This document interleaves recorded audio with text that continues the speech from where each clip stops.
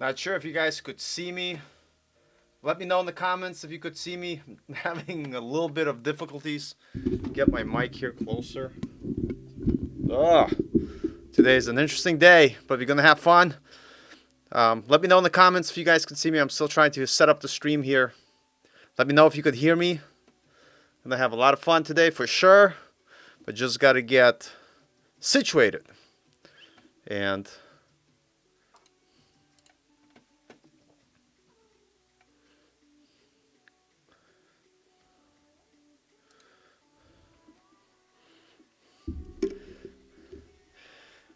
hey, Christopher Arnold.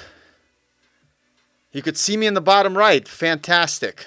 We're going to get to it. Not sure if you guys could hear the music. Is the music happening in the background? Let me know.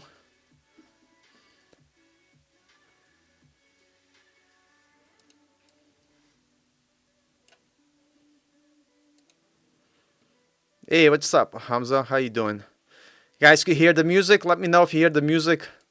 I'm not sure if the music is going on.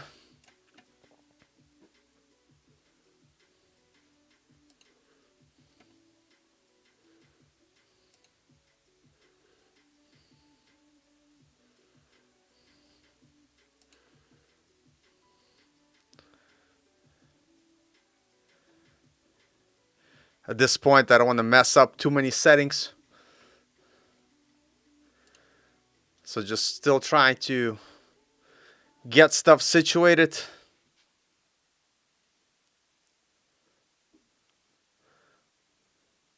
Can't hear the music, no problem. We'll see if we could figure it out.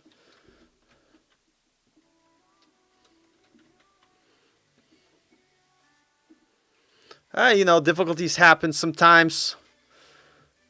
Starting slow, but we're gonna have some time, some good times.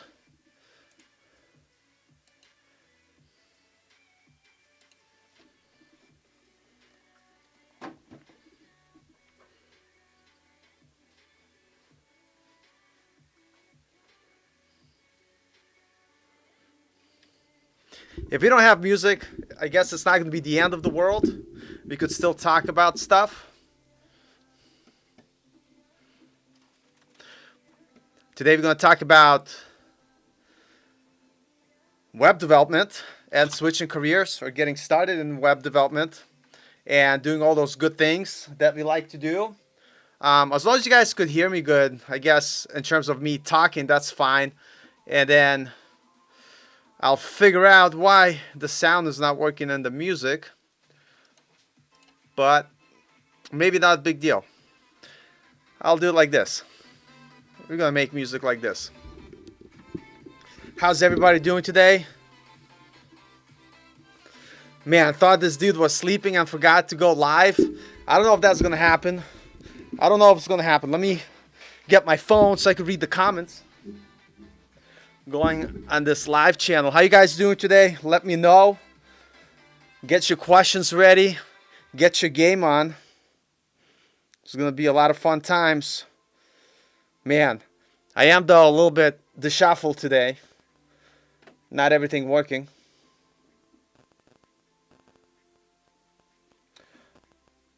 But that's sometimes what happens. Man, everybody's jumping in. Fantastic. Let me switch to my account on my phone so I could see all the awesome messages you guys showing me in one great spot. So I could look like, hey, here we go. There we are. We're going live.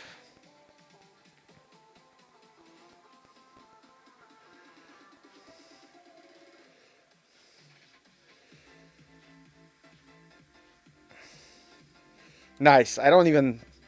It's one of those days, you know, like when things go wrong, everything goes wrong. Like your phone doesn't work in your hand, your computer doesn't want to play the music. I still think it's yesterday, probably. Man, I have no idea what today is.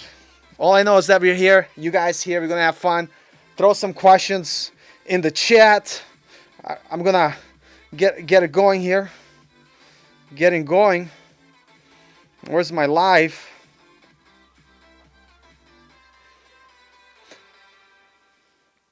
Yep.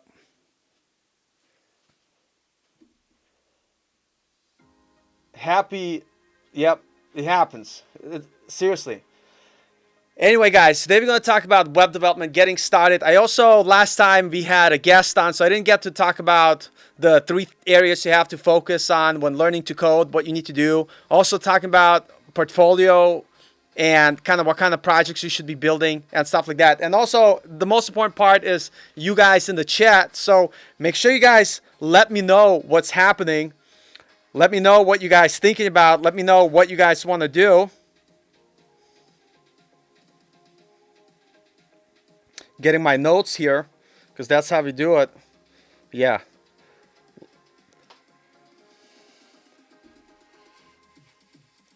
What are some good React projects to build? We'll talk about that.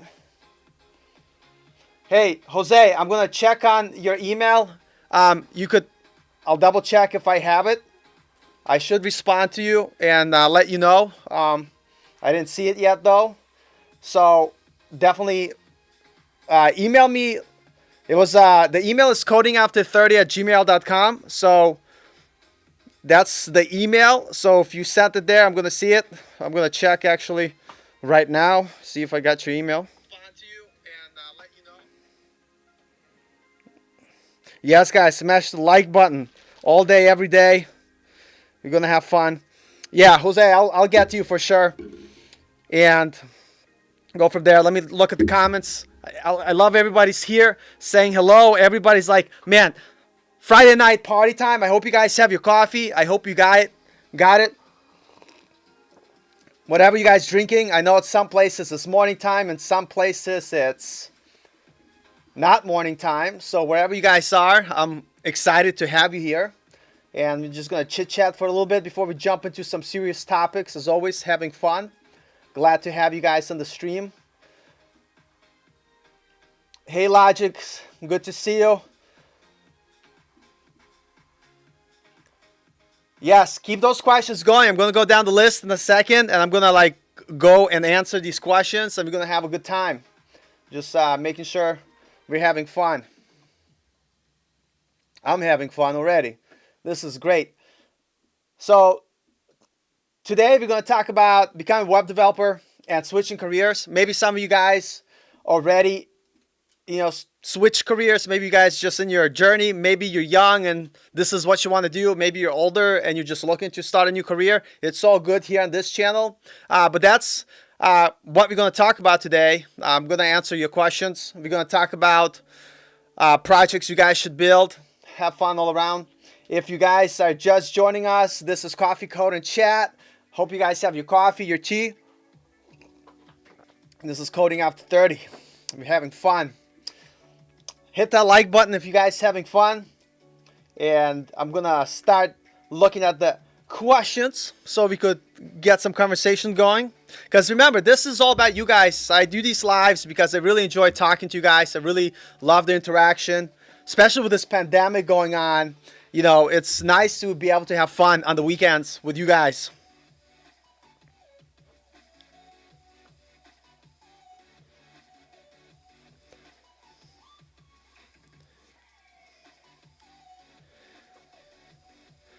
What are good React projects to build? This is Alex. So Alex, if you're just starting out, the first project should be basically being able to build a simple website like you would with HTML and CSS, but do it with React. Make sure that you could kind of build something simple and basic like that. For a second project, what's a good one is to practice being able to connect to an API. And I just recently worked on one. I found on YouTube a tutorial, and I'm going to see if I could find it here. Of course, I can't find it right away, but it doesn't matter. I'll find it in a second. But a good one is something that allows you to connect to an API. So a very cool project that you could find on YouTube.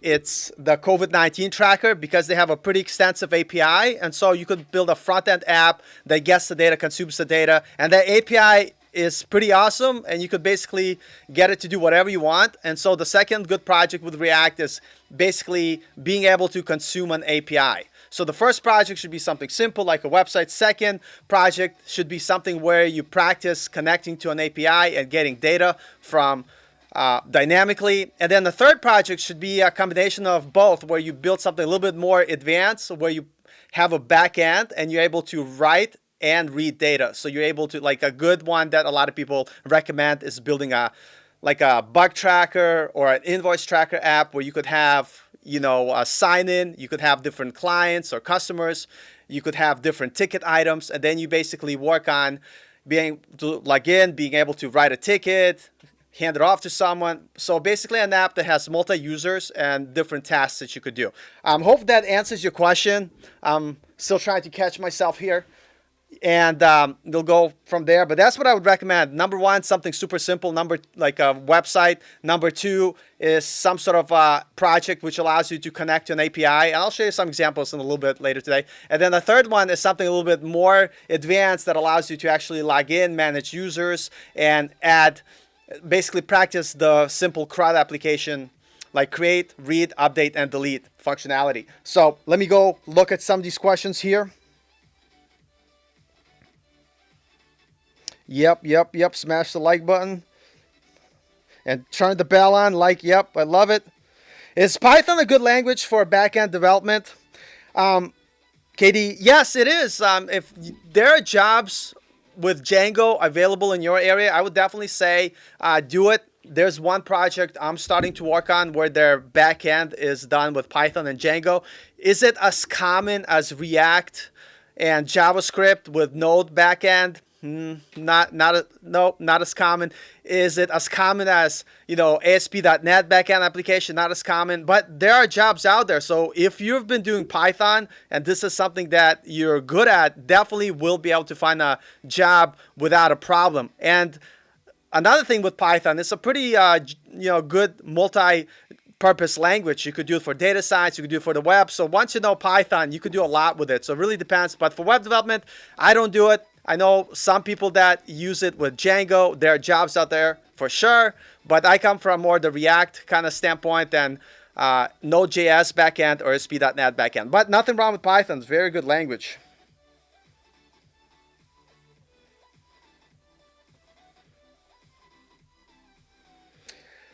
Christopher Arnold, learning CSS. Did really good with the basics, but animations, flexbox, grid, before, after, holding me up. Should I learn more by building or tutorial videos? You should definitely start by building. I'm going to tell you right now, animations, don't worry about it. Flexbox and grid, definitely wrap your mind around it.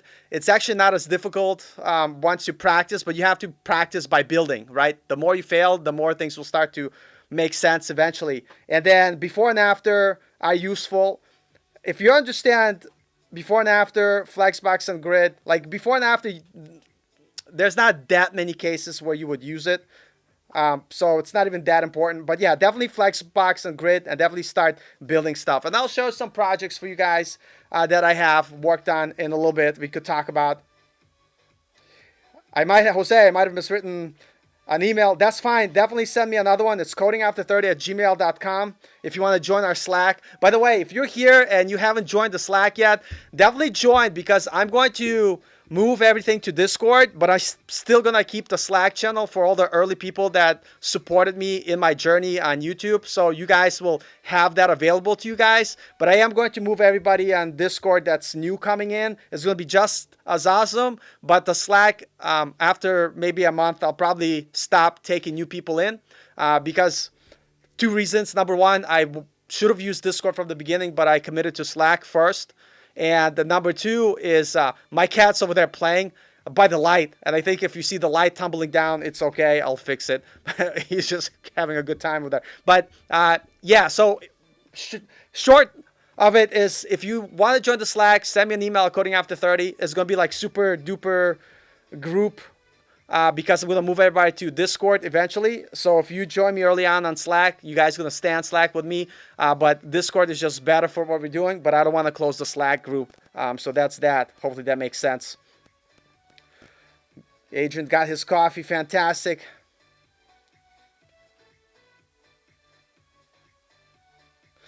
32 this year, just quit your job. Happy Moon Lin. Bro, you're so young. I'm 39. Well, I'm 40 now, but I was 39 when I got my first job. So you're basically 8 years ahead of me right now. And even if you feel like things are going hard and you're like, I can't get a goddamn job, it's so difficult. Even if it takes you 2-3 years, by the time you're 35, it's still worth it, because you still will have, like, if you get a job at 35, you'll be able to work another 5 years before getting to where I am today. So you're definitely not late to the party. Definitely keep working hard at it. You could do it.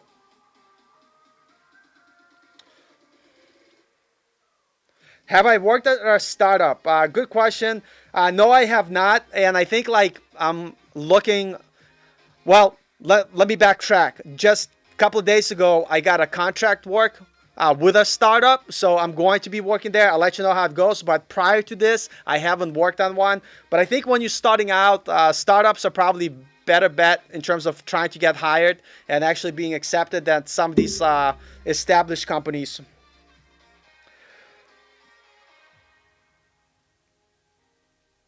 Is connecting to an API web scraping? Well, you could connect to APIs. Basically, it's backend which connects to a database somewhere, and you write queries through your front end, and you're able to get that data back. You know, that's so it's not web scraping. APIs is basically think of like a gateway to a database that your front end website could connect to and get the data back.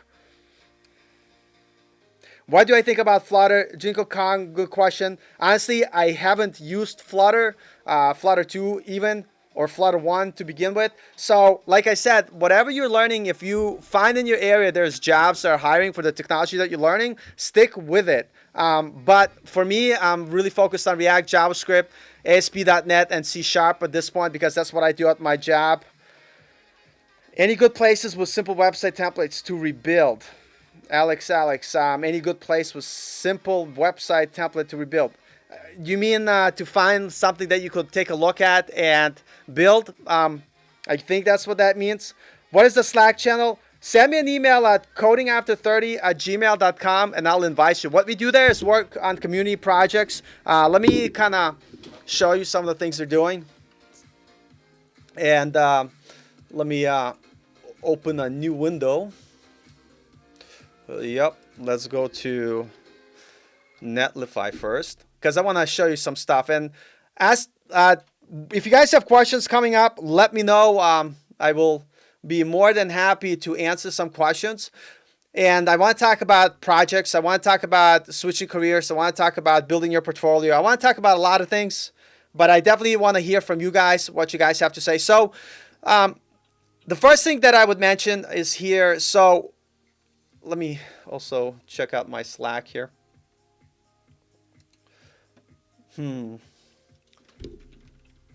Trying to be organized as best as I can here.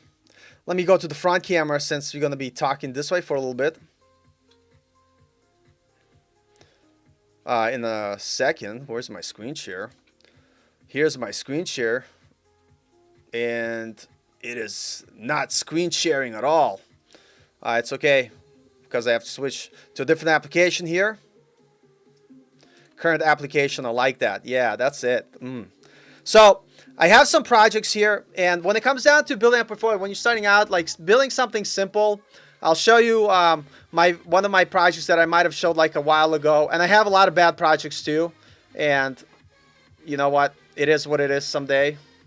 But this is actually what I'm working on now. Somebody asked me a good website to practice rebuilding, so this is not mobile friendly yet. I'm still working on it. So this is actually a website I'm building in our community project with everybody. So if you join our Slack, you're going to be building this website. The first basic idea, the first basic project is for you guys to practice HTML and CSS only. So I don't really care that at this point you're doing JavaScript, but the goal is for you guys to be able to find a website, right? And this is not done yet. We're still working with the community here.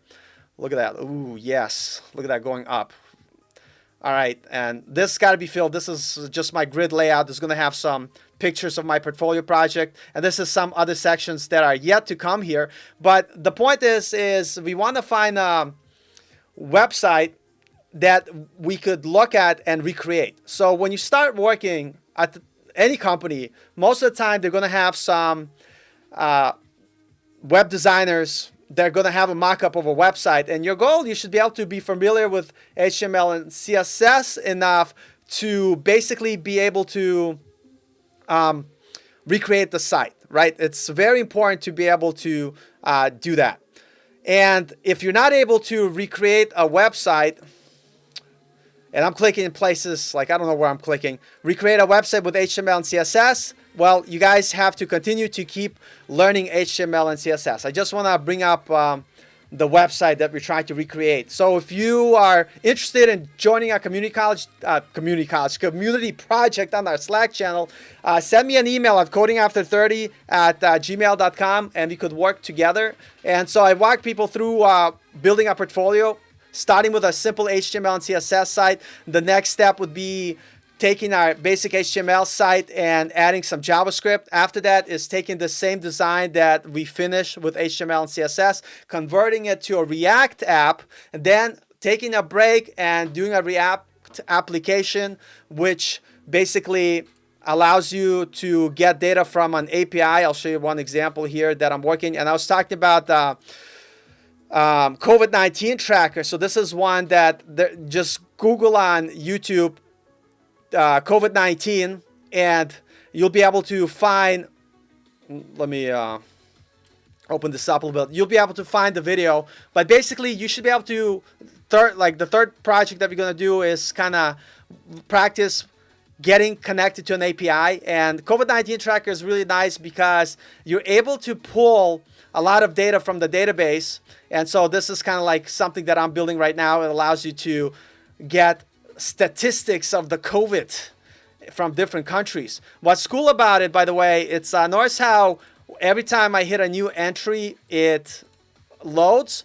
But if I go back to, something that I already clicked, it's cached. So notice how quickly it changes. But anyway, I don't want to spend too much time here, but the idea here is for you guys to basically create an app that pulls data from an API. And the fourth project would be something kind of like this Corsair website I'm building, and it's still in progress, but it's something a little bit more fuller. And again, this one I had to put on pause for now, but you have to build something where basically you have a feature where you could log in, right? My internet's super slow, so everything's loading slow, but you could log in.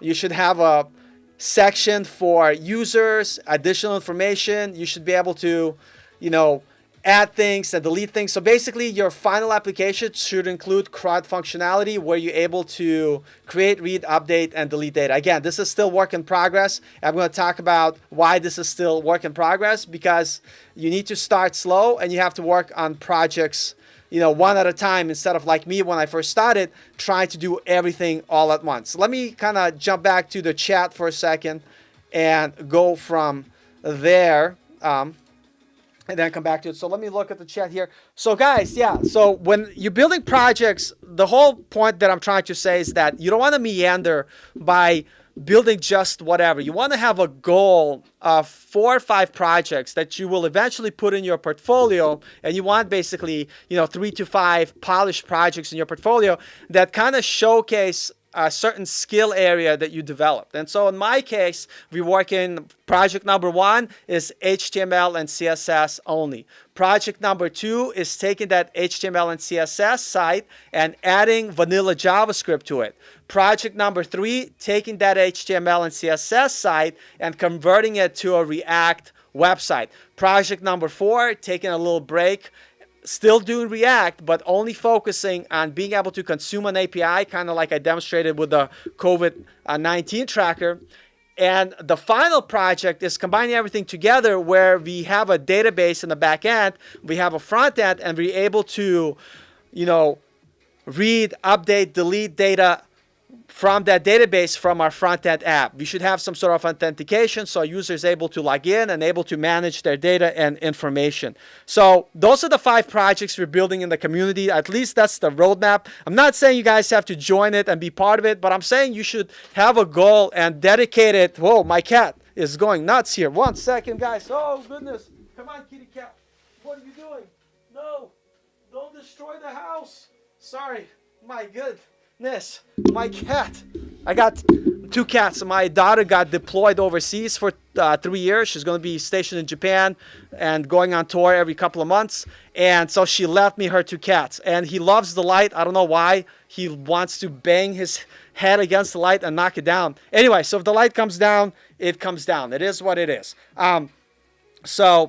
Yes, so the point that I was saying is that you have to have a path to the projects you're creating, that each project builds on top of the other, that allows you to showcase that you're skilled enough to be able to do something from start to finish. And this is why I tell you guys, get out of the tutorial hell, tutorial purgatory as quickly as you can, because it's going to really hurt you guys from learning and developing stuff. So let me come back to the comments here. You guys got a lot of comments here, a lot of fun. What CSS framework do we use at work? Actually, we are working with React, and so we're using a styled components library, which allows you to write your CSS with Sass and combine it with your JavaScript. I'm not saying that React Components is the best library to use. It's something that we're using at work, so that's what I'm currently doing.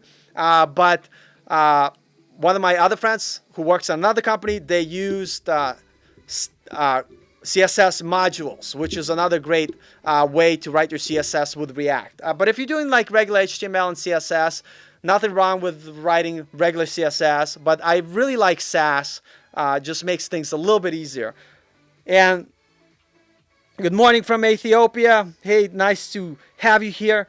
Anyway, guys, keep asking questions. Let me know. I'm going to go back, keep chatting about. So we're talking about ability of building a portfolio. So when it comes to building a portfolio, you don't want to have something that's like a simple to-do or a simple like tic-tac-toe game. You want something that is solving a problem and something that is going to kind of show to your potential employer that you're building real projects. So like the website that I'm showing you now here, by the way, I just want to talk about this quickly here. Because this is, somebody told me this. Someone like looked at my projects and they're like, Paul, come on. You should know better than this. Why are you doing this? So this idea of like, if I were to make this better, and obviously this is not finished, but I should not use Lorem Ipsum. It should be a website. If this was a portfolio website, have real information here. Have everything functioning.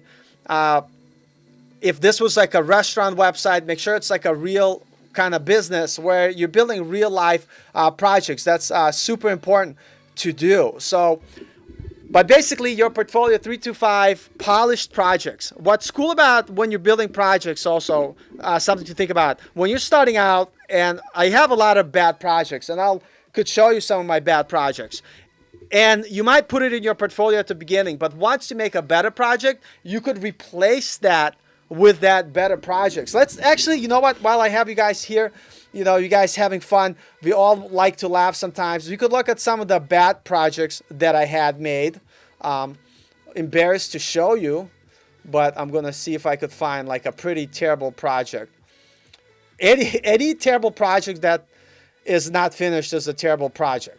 But the only saving grace is the fact that you actually try to build something. Let me back up. I'd much rather see some terrible projects and that you guys didn't finish yet, but you guys are at least trying, and then over time, failing, you will eventually succeed. Here's a good. I'm gonna have to share this window because this is like hilarious. Like my naming conventions.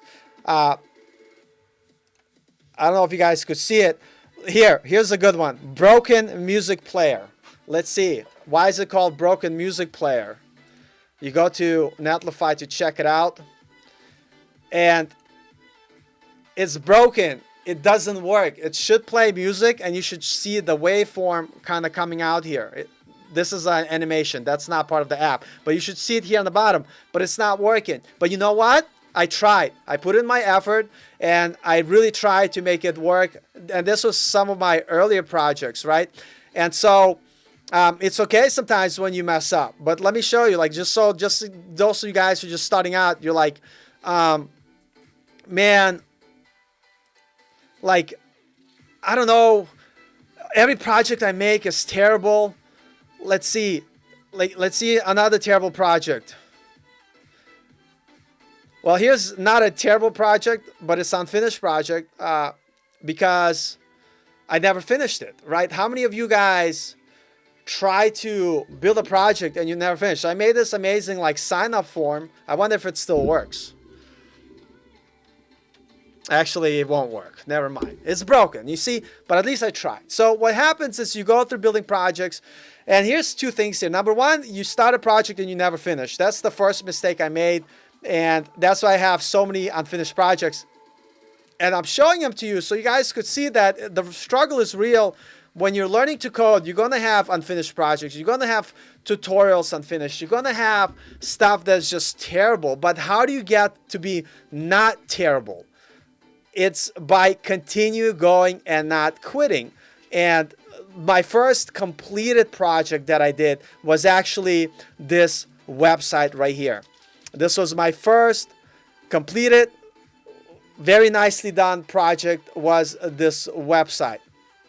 And again, my internet's slow, so I apologize that things load slow. But I was very happy. This came out beautiful. This came out nice. This came out polished. And what I'm going to do is I'm going to remove all the lorem ipsum. I'm going to put my real information here. And I'm going to make it my portfolio site, at least to put on my portfolio as projects. We have an about section here. And yes, my internet's super slow, so things load slow. But the idea here is you got to keep building stuff and not quit. And this is where I keep telling you guys, yeah, let this load. This is taking forever. It's like me waiting for a date. It takes like hours and hours. But look at this design. It's beautiful. Not because I made it like this from the very beginning. I had like so many bad, terrible projects. But it's good because after working and not giving up, and my internet is so slow. God damn it, internet. Help me out here. But it's the point is that after building stuff and building stuff and building stuff, things will get better by iteration. They're just going to get better. Look at this form. I mean, it's amazing. You know, let's go back home. It's going to load forever. That's fine. But look at this. This is like nice looking website. It's something that you could be proud of having in your portfolio if it only loaded faster. But the idea though is, look how many terrible projects I had though. Like, look, I'll show you another terrible unfinished project. We're like phone web app. Well, I don't even know what that is. What is that? Does that even work? Like, oh yeah, this was supposed to be like a phone app that I was looking at this time. Actually, this is like not too terrible, but it's unfinished. It is not done. Like, but the idea, you know, that terrible music player, I wanted to put that music player and make it play music, and people could like click stuff, and I made this kind of bottom layout here. So it's not finished, but you know what? It's a project that I learned a lot of cool stuff. And this, look, there's none of this. Okay, the form. Ooh, yeah, I remember this form. This form was cool. Look at that colors. Oh my gosh. Tags, add link. And then we have our amazing menu. I gotta bring this project back. But the whole point, what I'm saying to you guys, is that good projects start by building bad projects. You know what I mean? You keep putting your work in, you build the projects, and eventually get there. And this is supposed to be mobile app. It's not made for desktop, so that's why it's kind of going crazy. But what I'm saying is, look, you have a bunch of bad projects, and then you make better projects. Anyway, guys, let me know more questions here in the comments. Keep them coming. We're going to have fun. Or we could spend the whole night looking at all the terrible projects that I'm building. You know? So, but anyway, this is why I tell you guys, you got to start. And you just got to build. It's not the tutorials. The tutorials are not going to help you. You got to build stuff, and every failed build gets you closer and closer. Now, the one lesson that I learned from all the mistakes and from all the unfinished projects that I have here is the idea of being focused. Notice how I keep coming back to the 5 projects we're building on our community projects for Slack. I have a very very concrete roadmap. I could repeat it again for you guys because I know what it is. Number 1, basic HTML and CSS project. Number 2, take that HTML and CSS project and add some vanilla JavaScript functionality. Maybe add a slider. Maybe add your mobile navigation. Do some cool other clicks. Project number 3, take that HTML and CSS project and convert it to a React project using, like a front-end library. Project number 4, let's build a React app, but only focus on learning how to consume and work with APIs. And number 5, final projects, let's make a legitimate website that allows you to log in, allows you to create users, and allows you to manage data. It could be a blog, it could be a bug tracker, which is a pretty good project to build. It could be some sort of application which allows you to manage users, manage different data in terms of bug tracker. It could be different ticket items for things you have to fix, different bugs. But the point is, I have a roadmap, I have this project, and this is something you need to do. You can't meander and just jump from one project to another. You have to have a focused kind of approach and work to achieve that goal. So even though I have lots of terrible projects here, but they're getting better and better. With every iteration, they're getting nicer and nicer. And I'm able to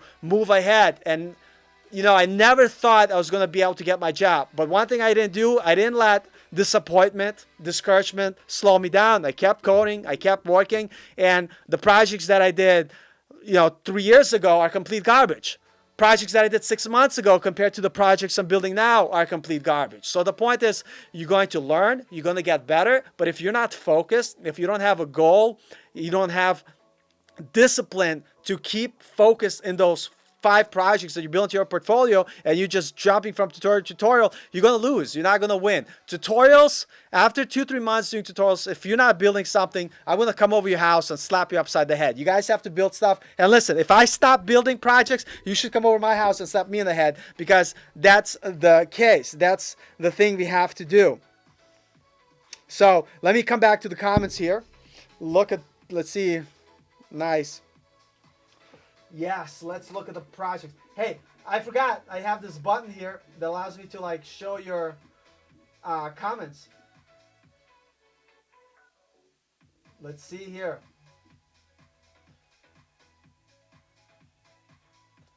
Why is Lorem Ipsum bad again? It's not bad. The whole idea with Lorem Ipsum is you building a portfolio piece to put in your portfolio that other people are gonna see.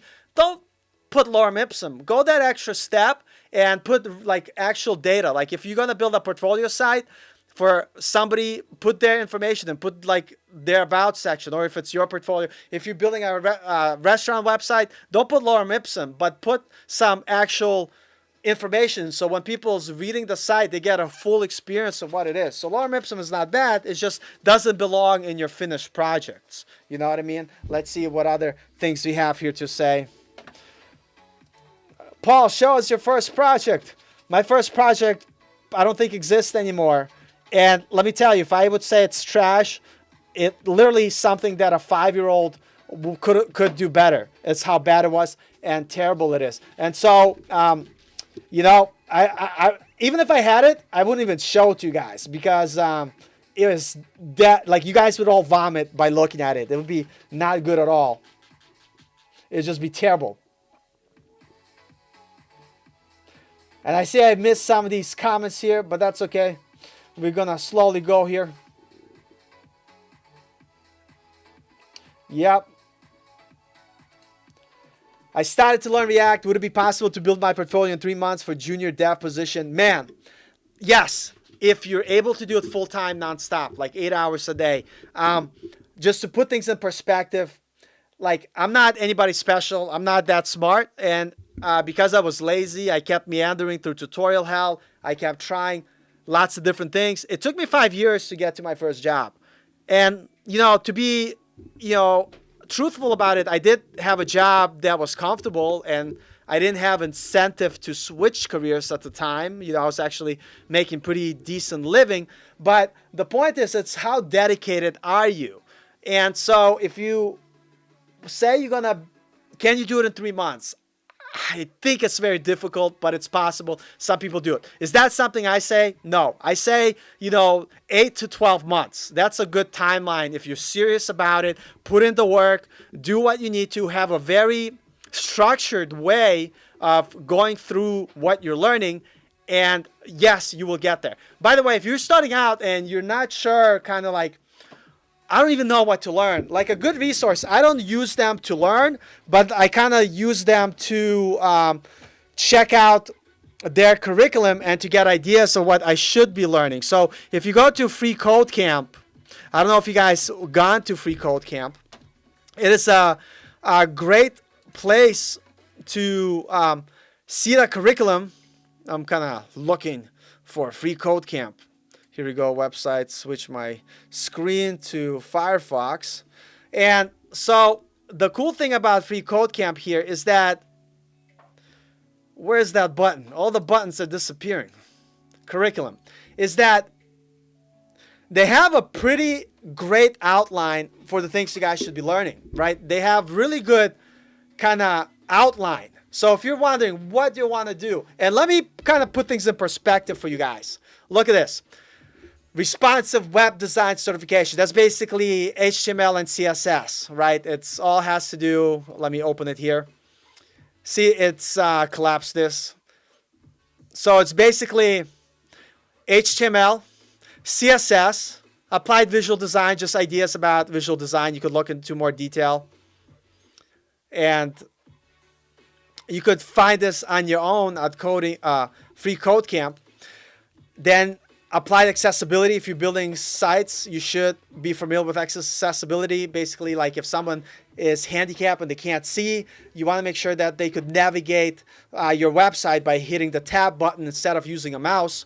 And they have a screen reader that's going to tell them what button they're on. So that's what accessibility is. Responsive web design principles, got to know 100%. You need to know CSS Flexbox, CSS Grid, all this stuff is super important. And then they show you some projects. I don't really care about the projects they show here because I have my own projects that I'm building, and that's the whole point. But look at this, HTML and CSS, right? Did you see at the time? 300 hours of study time. So you got to put in your time. You got to put in the effort. You got to put in your work to make it go and make it work. Then you want to learn JavaScript, algorithms and data structure certification. Basically, this is just the outline for what you need to know for JavaScript. So basic ES6 JavaScript, regular expressions, debugging for junior stuff.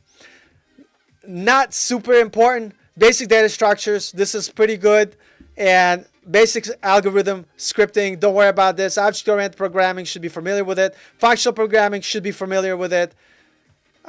Intermediate algorithm scripting, don't worry about it. JavaScript algorithm and data structure projects, don't worry about it as a junior dev. But even with not worrying about those things, that's still going to be like 100 hours, 150 hours of JavaScript to put in. And then if you're doing React on top of that, that's another 300 hours, and then getting used and working with APIs. So what I would say, guys, if you're looking to get into development, use this as a guide. I'm not saying you have to master all this, but you definitely need HTML and CSS. You definitely need to know vanilla JavaScript. You definitely need to know some sort of front-end framework like React, and then also be familiar with using APIs, connecting to APIs, and stuff like that. And all this other stuff, they just have extra stuff. You don't have to worry about it too much. But notice how, just based on what we saw that outline, it's a lot of stuff. So to say that somebody could do this in 3 months, I don't know, it's very difficult. I definitely wouldn't be able to do it.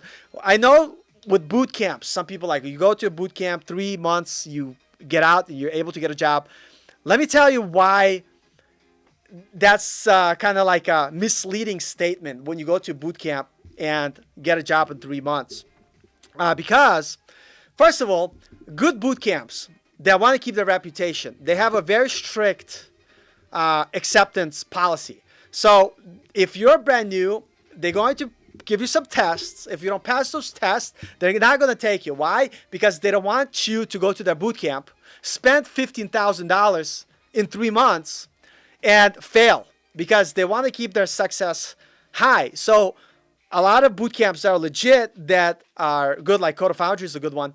They have a very difficult way to get in. You have to actually know some stuff before going to a boot camp. So a lot of these people that go to boot camp, they're not like brand new, like I'm a plumber, let me go to a boot camp. It's not going to work. They're familiar with code. They've been studying code on their own. They're prepared. They're able to pass all the requirements, and when they're there at boot camp, they work night and day. There's literally no free time for 3 months. And after they're done with the boot camp, they're vigilant about looking for jobs with recruiters with their boot camp to get a job. Why? Because they know that if they stop and they take a break, they're going to forget a lot of that stuff that they learned, right? So the whole point of a boot camp is to get you enough knowledge and find your job right away. So the knowledge that you learn at boot camp, you continue to improve at your job. But if you take a boot camp and you wait 3 months, you wait 6 months, you're not going to be able to land a job, especially if you're not keeping up with your knowledge. So yes, some boot camps, if they're legit, and I know people personally that were able to get jobs, but it's not an easy thing to do. It's very difficult. So guys, take your time, worry about the process, not if you could do it in 3 months. Stay dedicated, stay vigilant, and you'll be able to do it. When you work on servers and all that stuff, is always back end, or are there any work related with servers? So like if you work, it depends what you talk about when you work with servers. Like there's like IT and networking guys that set up the servers. They manage, all the connections. When I talk about backend, I talk about writing applications that work on the server, but not talking about actually building and setting up the server. That's something that an IT person would do. So when I talk about backend development, I talk about using like Node.js to write an API that is able to connect to the front end and your database that lives on the back end. But I'm not talking about setting up the actual server and managing like how that works. I'm not even talking about DevOps. That's a whole different field in its own right, just like networking is its whole other thing on its own. If you talk about, strictly programming wise,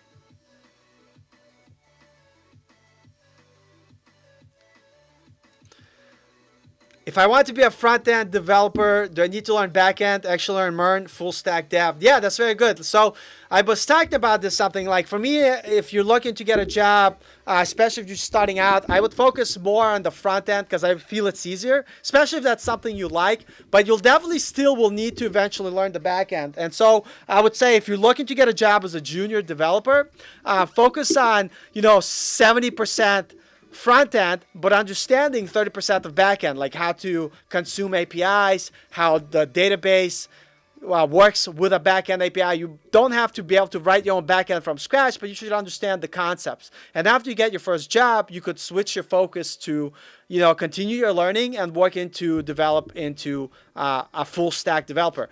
If you're starting as a full stack developer, it's great. It's just even more stuff to learn. If you think about everything you have to learn for the front end, just triple that, and that's just more stuff to learn. That's why I would say kind of learn things in steps, learn enough to get your first job, and then continue to build on that to transition to full stack development. Now, if you hate front end, if you hate all that, stuff, then go into backend and start with backend first. So focus on how to write APIs, how to communicate with database, how to manage database, and just know enough about front end just to know how to write your backend so some front end engineer is able to consume it. But going full stack from the beginning, it's a good idea. It's just very difficult because there's a lot to learn. For instance, I started with React and JavaScript just focusing on the front end, and just recently, after I got hired, I've been at my company for a year now, I've started transitioning into full stack development. But that's after I got my job. So hope that helps.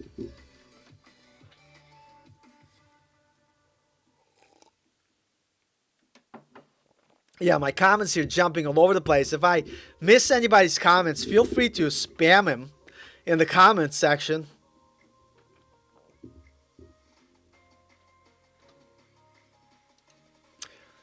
I took your advice, heavily focused on learning React and building projects. Now I feel more comfortable using React. It really helps. Man, happy Moonlin. I am so happy that that's working for you.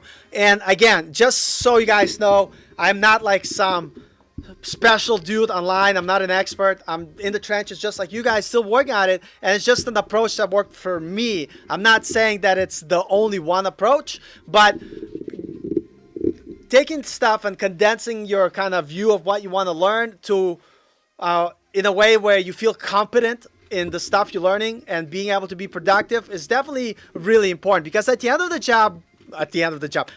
the day, when you get your job, people just want you to be productive in the things that you're learning. So if you're learning a lot of things, but you're not productive, they're not going to hire you. But if you know JavaScript, React, HTML, and CSS, and you're able to do stuff, they'll be like, hey, at least this guy could do the front end stuff. We'll hire him for that, rather than, being somebody that has no idea how to do anything. And that happens.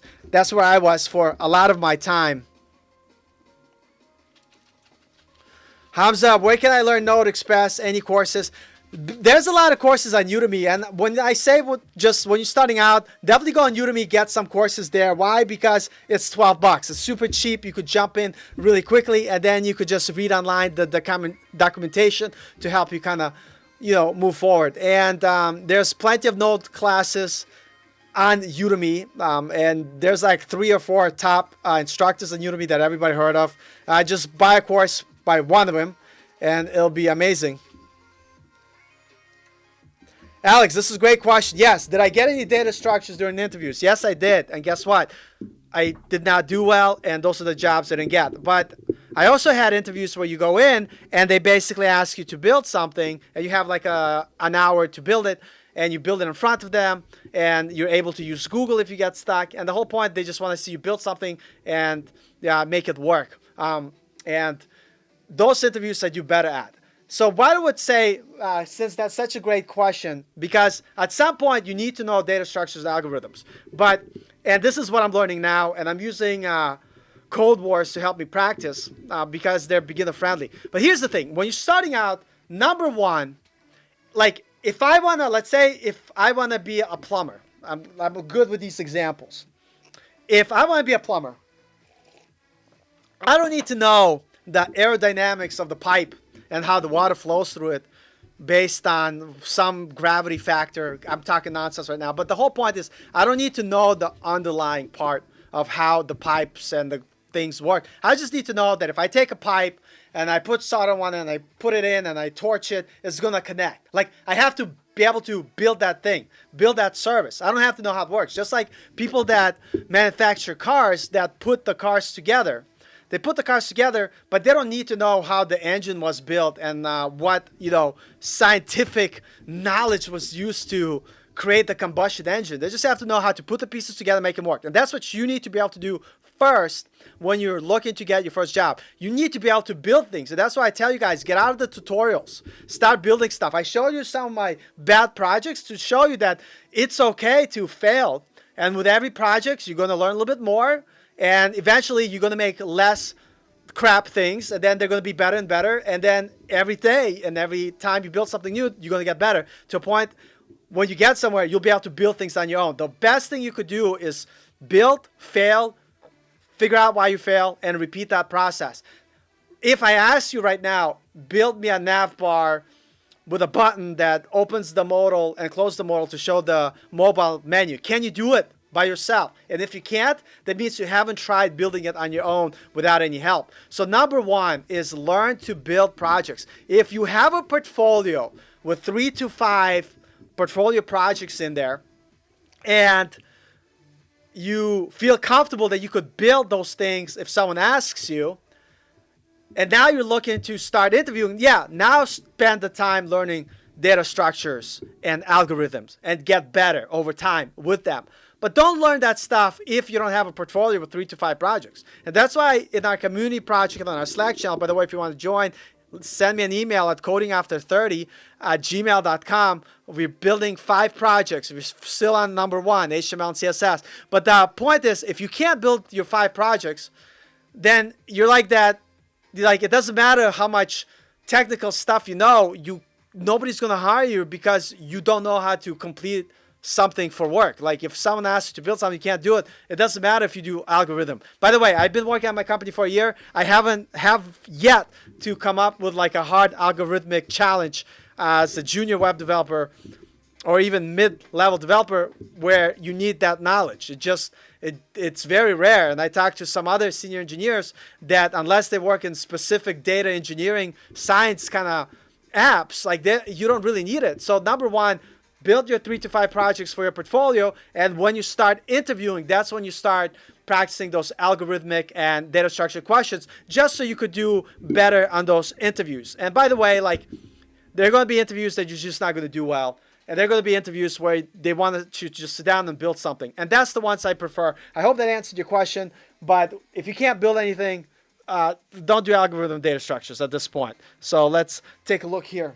How are you guys doing? Man, by the way, guys, I want to say thank you to you guys. Everybody, you guys jumping on these live streams. They're always fun, always great. And if it wasn't for you guys, I would not be here. And I just want to say, because of this pandemic, being stuck at home, having you guys to socialize with, to chat with, to discuss and move forward together, get that job, get that web development job is amazing. I want to thank you guys from the bottom of my heart because of you, this is why I'm here. If you guys didn't exist, I'll be some just random dude. I am still some random dude talking online. You know, everything I say, take it for a grain of salt because I'm still in the trenches, still trying to figure this stuff out. But at the end of the day, you guys, the community that make this all possible. So thank you very much. Let's see at the comments here what we got going on.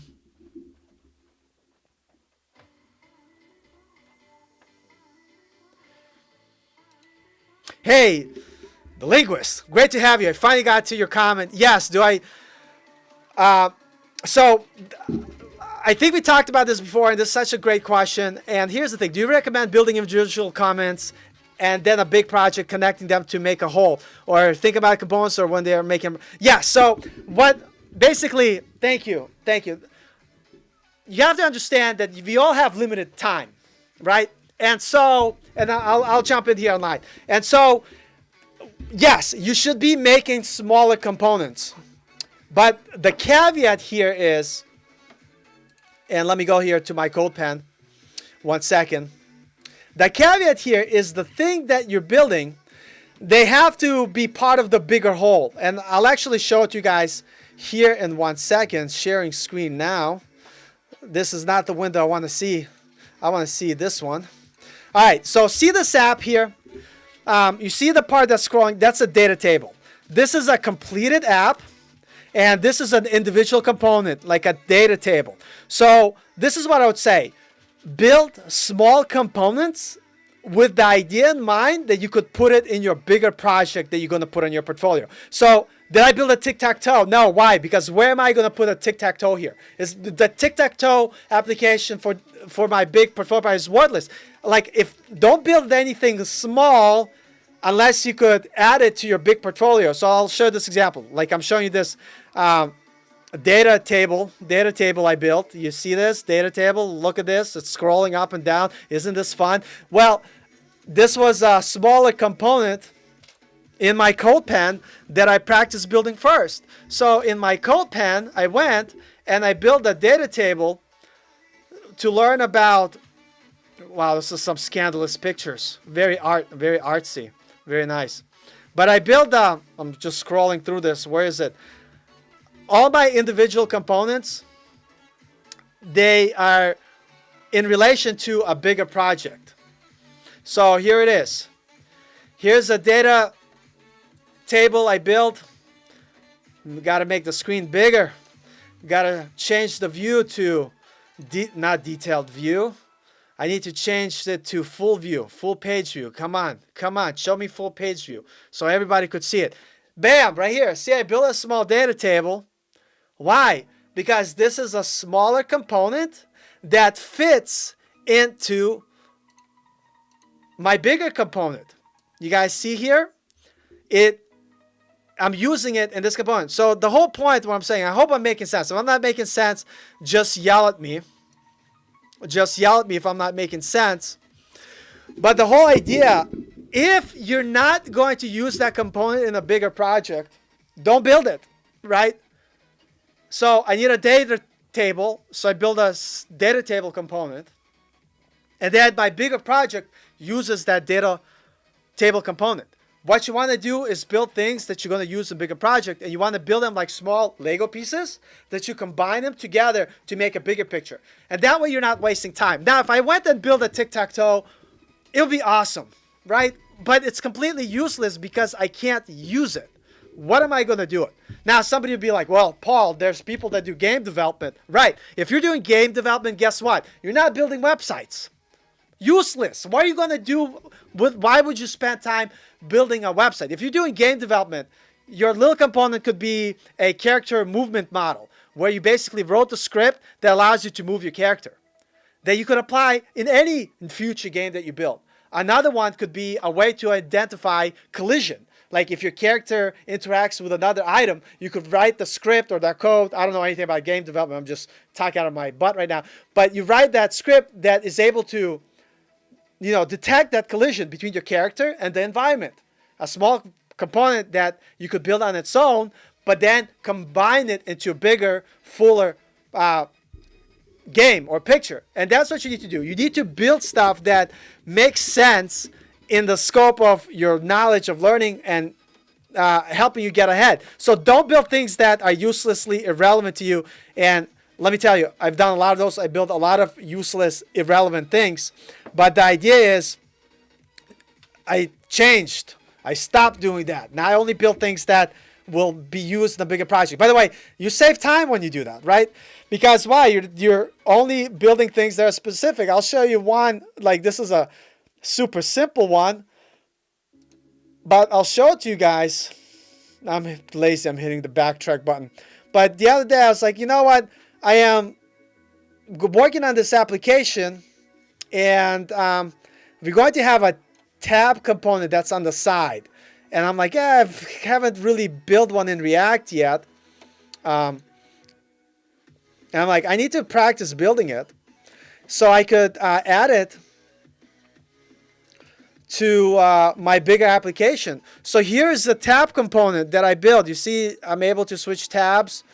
Yeah, it's nothing fancy, but it basically kind of gives me an idea. How would you build a tab that is on a side like this? What's really awesome about this tab, by the way, don't worry if you guys don't understand too much of the code, but what's cool is that the menu will be automatically generated by taking the title. So I could basically, take this, control copy it, copy and paste it here.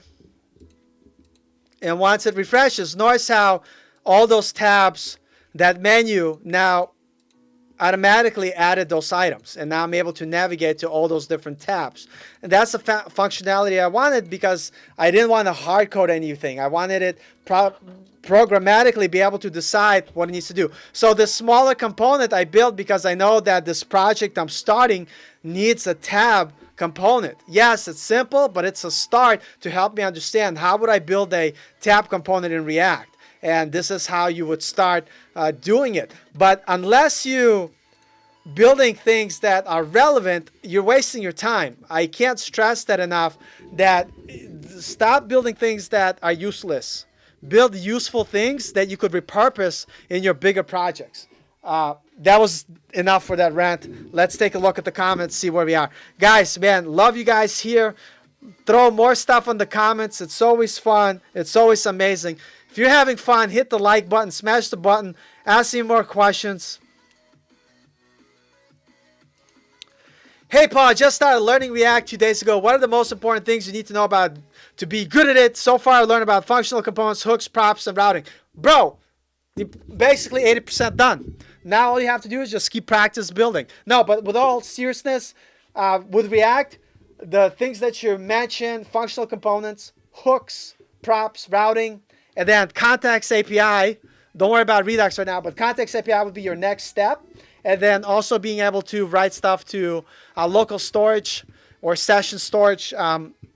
It is useful to know how to do that, because what happens with a lot of these React applications, sometimes you refresh your browser. If that state is not stored in local storage and your application refreshes, it will lose that data. So that's one thing to know. But man, you're on the right track. Keep it up. Those are the things that I would say you would do. And the most important thing, just be comfortable working with objects and functions. So look into object assign, being able to copy objects, learn how to iterate through objects is very important. I know a lot of people iterate through arrays, which is also important in React, but there's cases where instead of using an array, you would use an object, and you would iterate through an object. And I actually did it in one of my examples here in my data table here in code.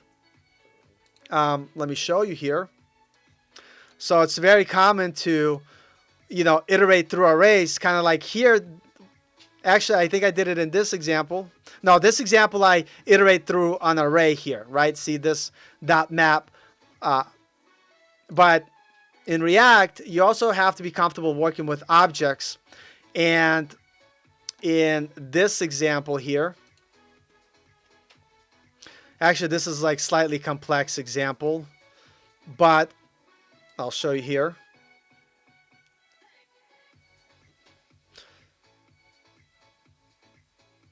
Okay, that's through blah, blah, blah.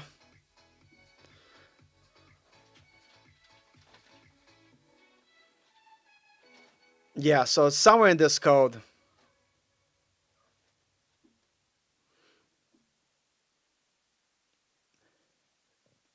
Yep. Nope. Yep. That's still array. Okay, so we have a hash table. Where's that hash table? That's not the hash table.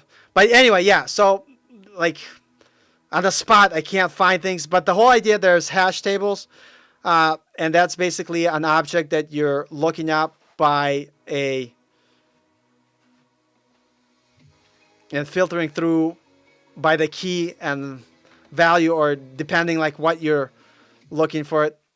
I gotta find you a simple example. This one is like too crazy. Excuse me, guys. Yeah, I had it in my form. Next here, show you, not my form, my data table, the way that I created here. This one is still fresh in my mind, so I could show you here. So here I'm iterating through an object of entries and getting the data. And this is one example of doing it. Here's another one. So basically being comfortable with object keys, object value, and object entries. You should be familiar with those to help you. So here I'm using object keys and then finding what I need, but it could also be object entries, object values, stuff like that. I think I have that in the, actually I'm using that example in, anyway, I don't want to waste my time navigating through stuff, but the point is, knowing how to work with arrays is important, but I just realized I didn't show you the goddamn screen. You guys should yell at me more. But anyway, the point that I'm trying to say, sorry about that, I didn't show the screen, but the point here is that, yes, if you're doing React and you got to be familiar with objects, learn object assign, learn object keys, object entries, object values, being able to work, learn all the array methods like filter, .map, reduce, very important, and go from there. So let's take a look, see what we're going here. I don't know if teaching software development is my DNA, but thank you. I really appreciate it. Like the comment, I'm gonna keep working on it, and one day maybe I'll get really good and I could do that. Yeah, Udemy. I love Udemy. You can't buy better courses for $12 anywhere on earth, so it's amazing. When you started learning and took long periods, weeks, even months without coding, how did you get back into flow quickly? Man, Emmanuel Garcia, oh God, it's so difficult to get back into flow. So the one thing that helped me is when I started doing like less time a day, but every day, consistency over time every day. So what I would say is don't try to go where you're doing these marathons of coding and then take breaks that are just as long. Try to code every day even if it's an hour a day, 2 hours a day, that's going to help you to stay on track. And by getting to a habit of coding every day, when you do fall off the wagon, it's much easier to get back on because you build a habit of coding every day, and so you're able to get in. So that would be my recommendation, is that code every day, man. Even if it's like for 10 minutes or even 1 minute one day, but at least do a conscious effort every day. It's very important to do that. You have been big on, man, you guys inspire me the most. The fact that I have you guys, the Coding After 30 community, it's not even Coding After 30 community. It's a community of individuals which share the same goal that comes together to fucking work hard and make things happen. That's what this community is about. And so every time I talk to you guys, after we're done, I go back and I just gotta study more, gotta work harder. I gotta learn more things so I could share with you guys. And that's the way to do it. It's through hard work. You guys are gonna reach your goals. So thank you for that. I really appreciate it. Where did I go for? Wait a second. Wrong comment, but let me answer. Once you learn Context API, it's easier to understand Redux. Redux is different enough, and if you do use Reducer, then it is similar to Redux in a way. If you just use Context API without use Reducer, then it's not going to help that much. But if you use Reducer and you understand this idea of like state, your actions, and your reducers, that's what Redux is. So what I would say, build a project with Context API, use Reducer, understand it really well, and then go learn Redux. But don't learn Redux right now. It's just going to confuse you, make things more difficult. And if you get a job and they tell you, well, this project has Redux, you could spend on-the-job time learning Redux, but I'm not saying don't learn Redux, just don't learn it right now. Make sure you understand, like once you build a couple applications with React, here's the thing about Redux. If you don't know you need Redux, then don't use it. That's basically the litmus test. So if someone says to you, should we use Redux on this project? If you're like, I have no idea, then you don't need Redux. Redux solves a very specific case, and if you don't know what that case is, then you don't need it to solve that problem. That's the answer, and that's all I'm going to say about that. I hope blah, blah, blah. That was helpful. Alex, where do you go for project ideas? I usually go to Theme Forest. I love Theme Forest. I go Theme Forest. I'll show you. I mean, there's lots of different places to go for inspiration. I like Theme Forest because I used to do a lot of WordPress before, and then that's where I used to go for WordPress stuff. But they have a lot of different stuff there, and so I'm like, you know what? Let me use Theme Forest. What's cool about Theme Forest is that they have live previews of stuff. Actually, one of the projects that I'm building, I found the website here on Theme Forest, and then I practiced recreating it. So here we go. B theme is actually an amazing theme. If you guys want to find some like cool themes to recreate, this is a good one. And look at how amazing. This has live preview. You go here, you click it, and my internet's super slow. One day when I strike rich, I will get better internet. By the way, I'm visiting my family. This is not the website. Yeah, so I'm visiting my family. They have terrible Wi-Fi. But look, this has all these different pre-built website templates. And you could be like, oh, let's see. Let's see. Oh, this looks kind of cool. I need to make a site for a school. I need to get some ideas. Bam, right here. You go in here. It shows you the whole website. Look at that. Look how cool that looks. You know what I love about this? This is a fully functional website that you could look at. And you could be like, you know what? I have no idea how to make this button. You go to the inspector. Man, this is not Firefox. This is not Chrome, it's Firefox. But anyway, you inspect it and you get to see all the CSS. You see how they do it. And you're basically able to reverse engineer components. So what I do is I find a website on ThemeForest, and then I try to recreate it. Like a good example is the one that I showed you earlier that I'm working on. Let me come back to it here.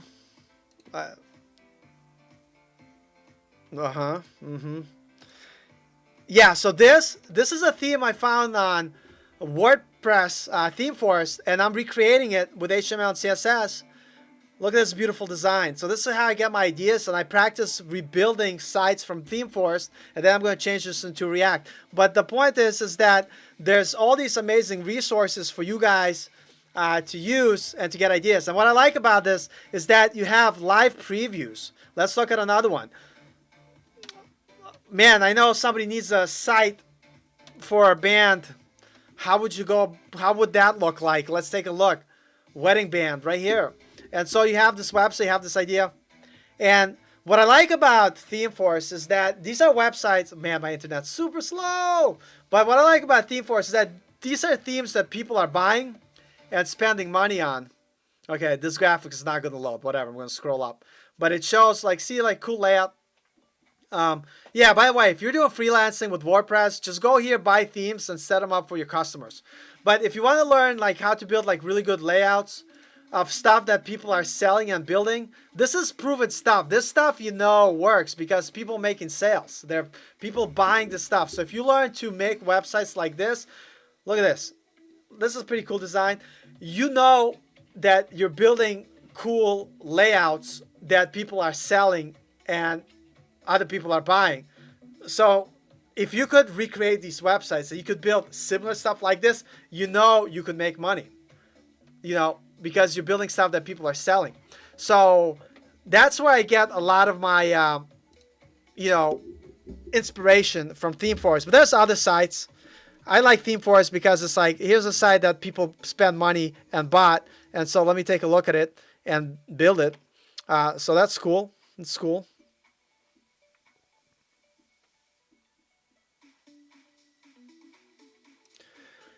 Is it true it won't get harder than Redux? Yeah, Redux, nobody likes Redux. Even the guy who created Redux is now backpedaling. He's like, maybe it could have been a little bit easier to use. Because there's other state managements outside of Redux and outside of Context API that are now becoming popular that making managing state in React much easier. So Redux is losing its market share. Like the only time you're probably going to use Redux if it's a specific case or you're going to work on an older project like if you get hired at a company that already has an existing project and they're doing Redux. So they don't want to refactor all that code. So that's when you're going to work on it. But learning it nowadays is not as important as it was. So now when I get a course which is teaching Redux with React right away, it's just, I'm like, whatever. Not cool. Let's see here.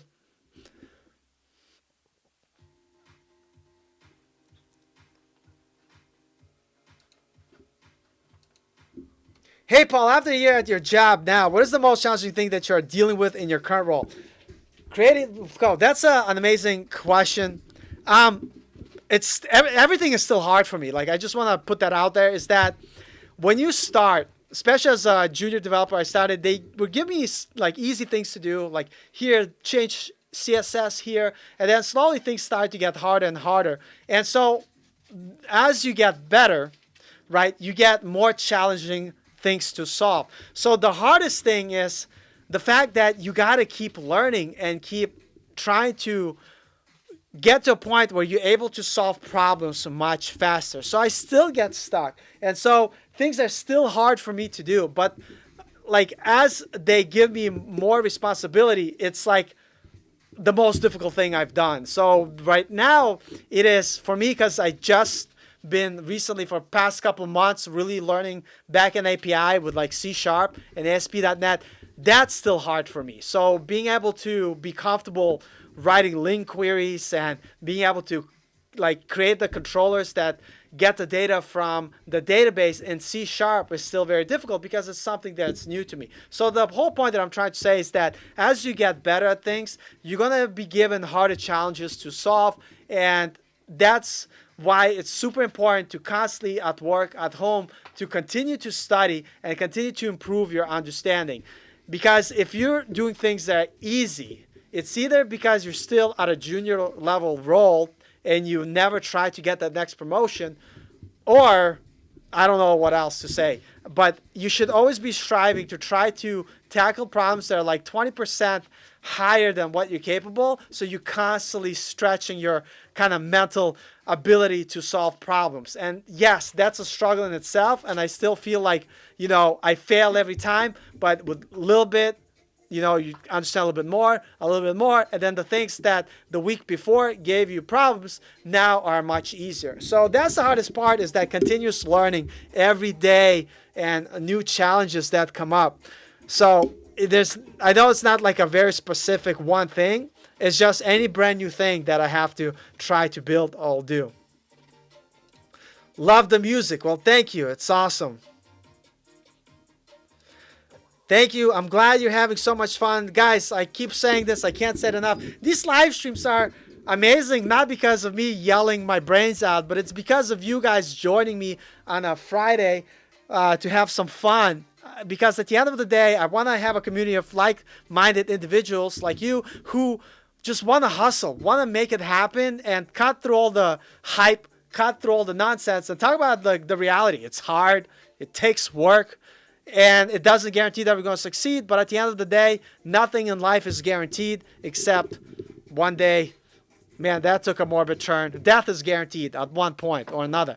But with that being said, that if you have a goal, something that you strive for, it's not only that one day you're going to achieve your goal and become a developer, but the most important part is having a bigger purpose in your life where you're trying to better yourself as a human being, and you strive to not settle for things that are easy, but step up and do the things that are hard. And that's why I enjoy web development and programming in general, because it's a challenging thing. It's not easy. It does get easier, and then things get harder, and then they get easier again, and things get harder. So it constantly keeps you on your toes to perform and do your best. But it's also a high-paying, work comparative to a lot of other things. So, definitely another motivation there for you guys is that chasing that money.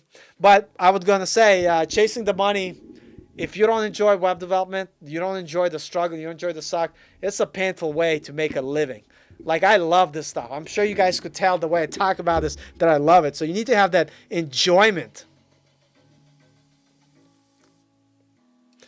Man, a lot of good questions. When should I dig into Gatsby while learning React? I would say if you build 2 projects with React, and then you want to build a blog, in particular like a blog site, I would only use like Gatsby if you're building some sort of blog that needs fast and good SEO.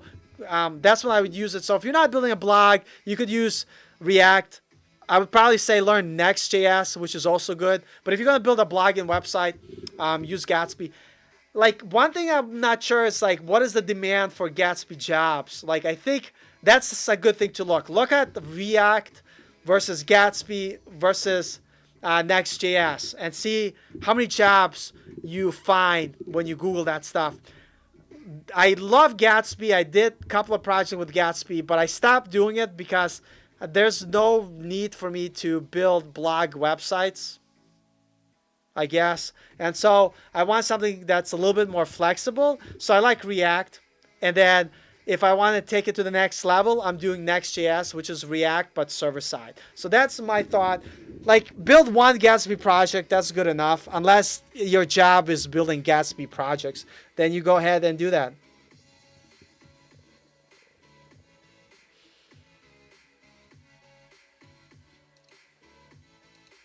Have you had to get your hands dirty with Sketch, Adobe XD at work? No, because I'm not a UX, UI designer, so I don't do that stuff. I literally have a UX designer come in, give me the mock-up of the thing that I need to do, and then I code it. But if you're doing like design or you're doing it on your own, I would maybe like not saying that you need to learn Adobe XD, but if I were to learn something, that's what I would learn, because it allows you to create amazing mock-ups with some sort of functionality really quickly.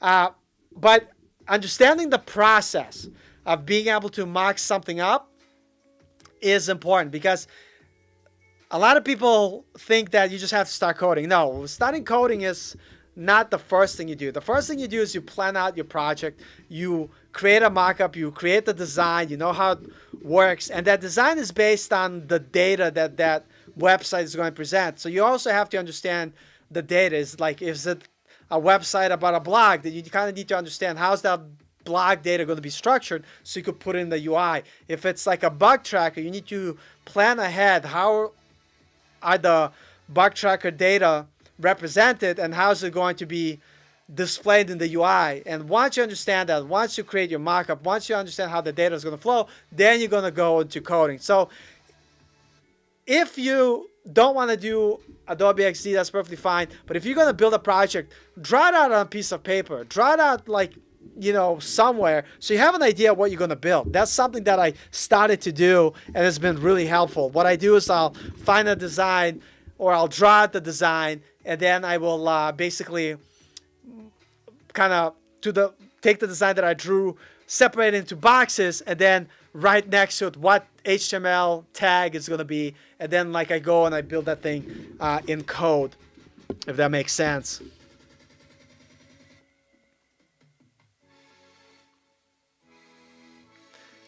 Yeah, Figma is cool too. Yeah, you guys, there's so many cool things to do. You guys, and it's free. Is it? I don't know. I'm sure they have a paid version. So yeah, like basically do what you guys need to do. But I can't stress enough. Like, look at all these good questions you guys asking me. And coming back to the thing I said at the beginning when learning web development, you need to have a outline, a path that you're following to get you to your job. Now, I need to do Adobe XD. I need to do Figma. I need to do Sketch. I need to do algorithm. I need to do that. And now you're pulling yourself apart into so many different places that at the end of the day, you just did a lot of like pulling apart, and you still don't have a portfolio. I'm not going to say this in the chat because I know how this is going to go, because I was there. But if I ask you, how many completed projects do you have in your portfolio? Is it 0? Is it 1 to 2? Is it 3 to 5? The sweet spot of portfolio projects, 3 to 5. How many do you have? If you don't have any project portfolio, Figma, Adobe XD, Gatsby Jazz, useless. Why? Because you think about stuff and you're yet to build your first portfolio project. First portfolio project should be HTML and CSS in itself. So let me kind of, by the way, if you're joining here, thank you so much. This would not exist if it wasn't for you guys joining me on the Friday night. I really appreciate all of you guys being part of this community, because it's all about you guys. So if you, like, I don't see any more comments coming, but man, keep asking them questions. I see that there's 16 of you guys on right now. Ask those questions. But the point is, it's like, if you don't have a project in your portfolio, your priorities are off somewhere. You got to go back and build. So I mentioned it before. I do have a Slack channel group. You could email me at codingafter30@gmail.com if you want to join in. But I'm not there to teach how to code, but it's a support group to build our 5 projects for our portfolio. And here's the breakdown. Number 1 is you build a simple HTML and CSS website. Just HTML, just plain CSS. Number 2, we take that HTML and CSS website and we use vanilla JavaScript to add some simple functionality. Maybe do a pop-up, mobile navigation, maybe a JavaScript, like image, like, what do you call it? Scrolling thingy, whatever you call it. Slider, image slider, something simple, not too crazy, just so you understand the basics of JavaScript. After that, the third project is we recreate that HTML and CSS website we built with React. We just get our feet wet and knowing React, slowly ease our ways in a comfortable pace.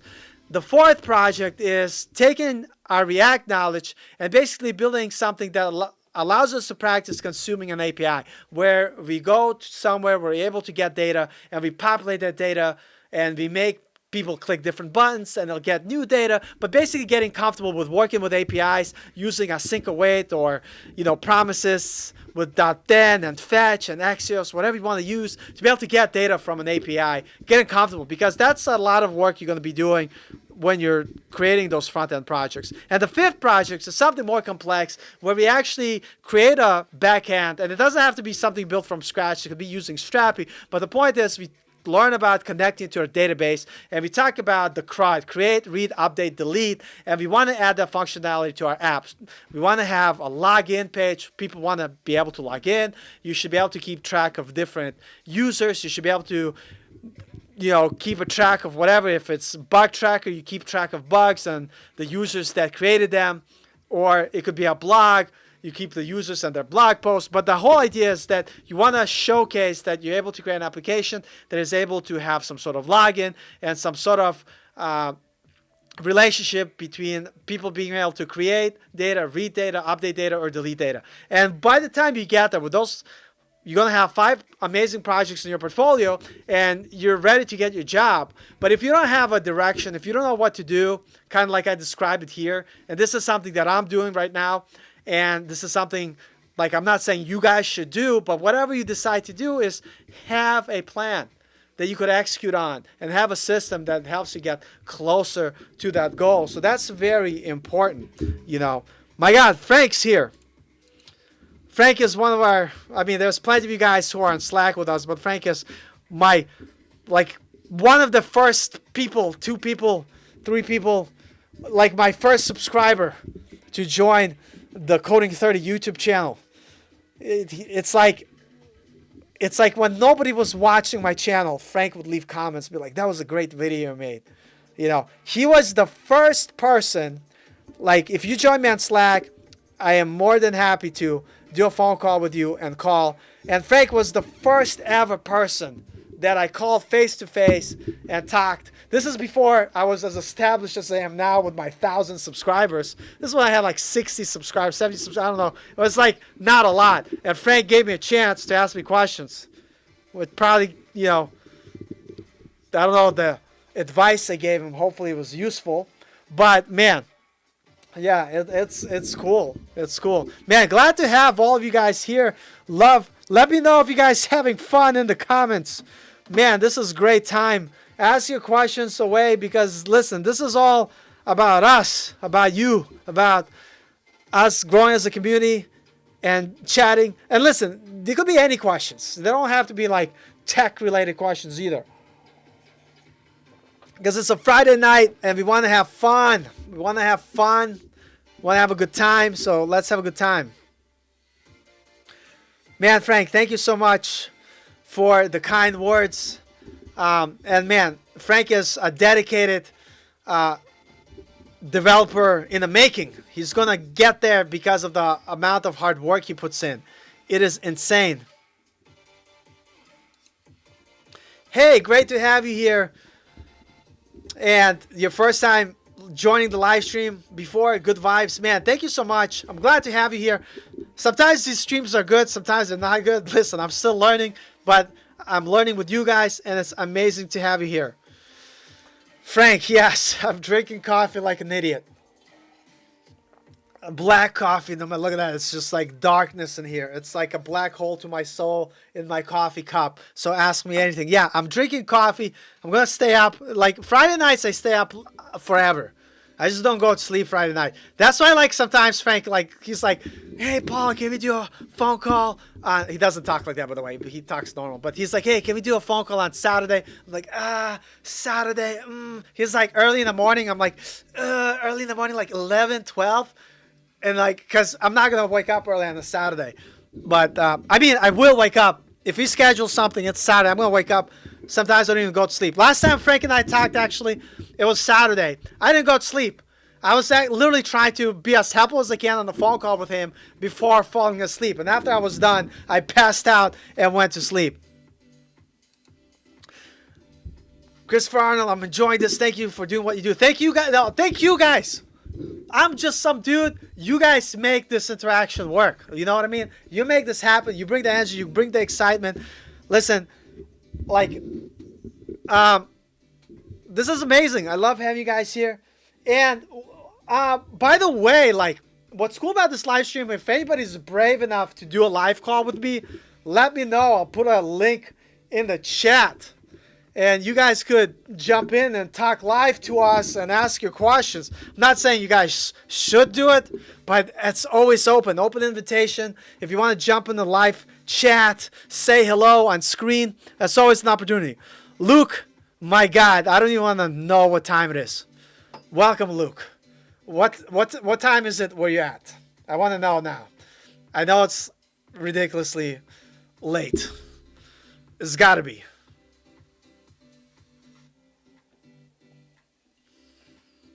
Oh my goodness. Yeah. Great to have all you guys. Always fun. Love these chats. Let me know more questions, more things that you want to talk about. I love chatting with you guys. I hope you're enjoying everything that we're doing tonight. I hope you guys are having fun. The most important part is to have fun, have a good time. I hope you, those of you who maybe join a little bit later, I did show some of my projects that I've never brought to completion. I wanted to show you some of my bad projects that were not done, they're broken. And the reason why I wanted to show you bad projects is because the whole idea is that you should get out of the tutorial hell as fast as you can and start building projects. There's the bad projects is the one that you don't build. I have 1,000 unfinished projects, but you know what they do? They bring me closer to understanding a little bit more coding, a little bit more web development stuff, a little bit more concepts, whatever it is. And the next project that I built is slightly better. And through this iteration of failing more often, you get better and better and better. So if you just like, man, I don't know where to start, I can't make my project, it's going to be terrible, that's fine. But you need to make 1,000 terrible projects to have one good one. And so you guys have to start and get at it and get going. You know what I mean?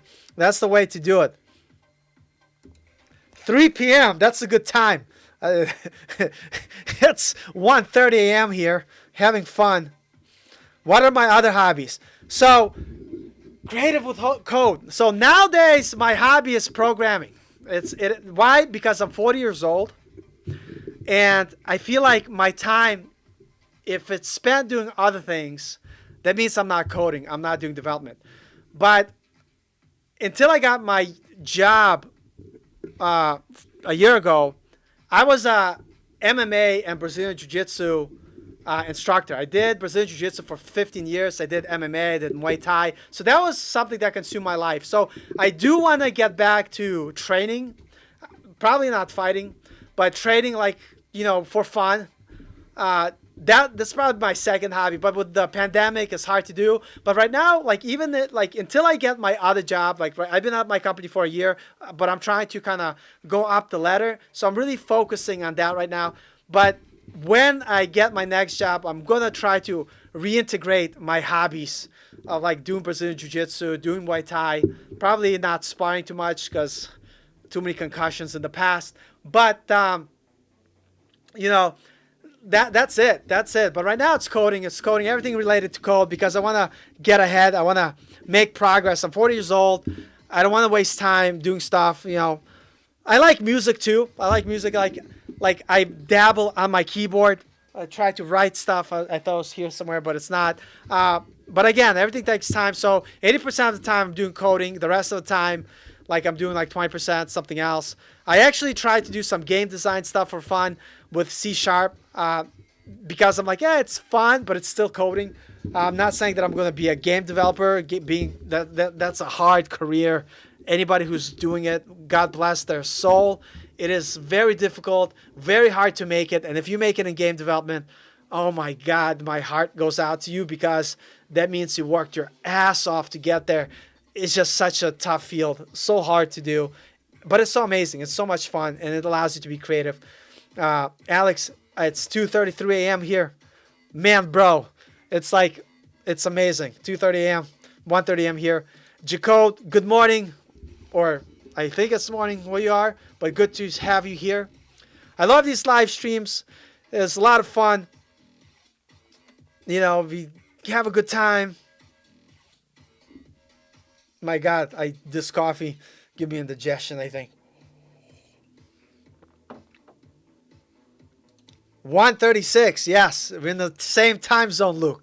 I'm going to say I really appreciate you staying up to make these live streams. And Luke, I'm not kidding when I say I'm going to find a time that works better for us on this side. And I'm going to do 2 live streams a week. One, this crazy late live stream because it's just ridiculous Friday night. And then one at some normal hour. And we're going to do it, Luke. We're going to find out a good time that works for both of us. Do you think advanced React developers need to learn Next.js, or it depends on the company? It really depends on the company. If you're working a lot with Next.js, you will have to learn it. But if you know React, Next.js is super easy to learn. The only difference between Next.js, I mean, there's other differences, but the major one is the way they handle routing. They have their own routing. In React applications, you use React Router, but in Next.js, they have their own thing. But if you know React, learning Next.js is super easy. So you'll be able to learn it really quick. I mean, literally like in a week, you'll be able to learn it. Logic Indie. By the way, Logic Indie has a YouTube channel. He has cool like demos of games he created. Amazing. Like he makes some cool stuff. I try to do game stuff. And honestly, Logic, if you have free time and you want to like teach me some game dev stuff, let me know. I would love to like take advantage of you, because that's something like I want to do for fun, not like my main focus, but it's like a very like, it's a difficult endeavor. I would say 100% game dev is way harder than creating like web dev. But his question was, let me pull it back up here. Does job hopping look bad even for new devs? No, it does not. Actually, I just found out being at a company for a year, let's say, and if you're not promoted, let's say if you've been a junior developer for a year, maybe a year and a half, and you're still not promoted, that's going to look bad. Most commonly, people jump jobs between every 6 months to a year until they get to a position that they're getting to their senior role or their mid-level role. So if you're new dev and you job hopping, it's not bad. Especially if every job that you hop to, you're making a little bit more money. That's a great way to climb that income ladder fairly quickly. So there's nothing wrong with that.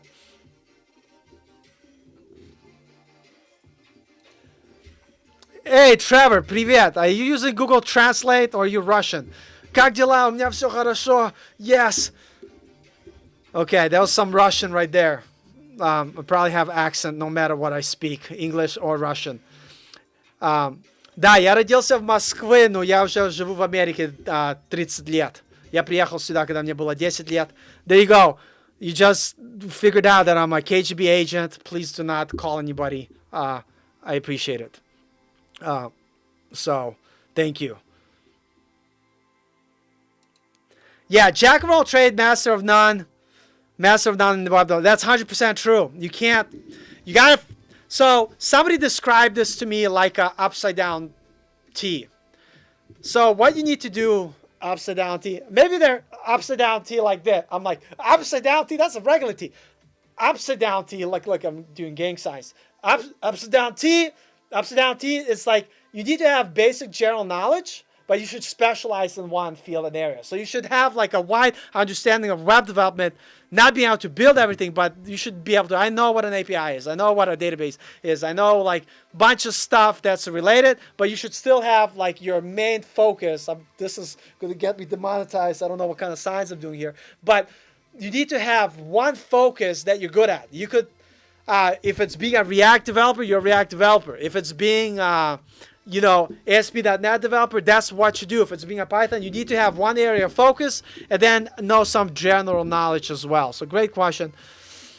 How was work today? Oh my God. Frank, I didn't work today. I called out because my daughter, she's in the military, so she got deployed overseas.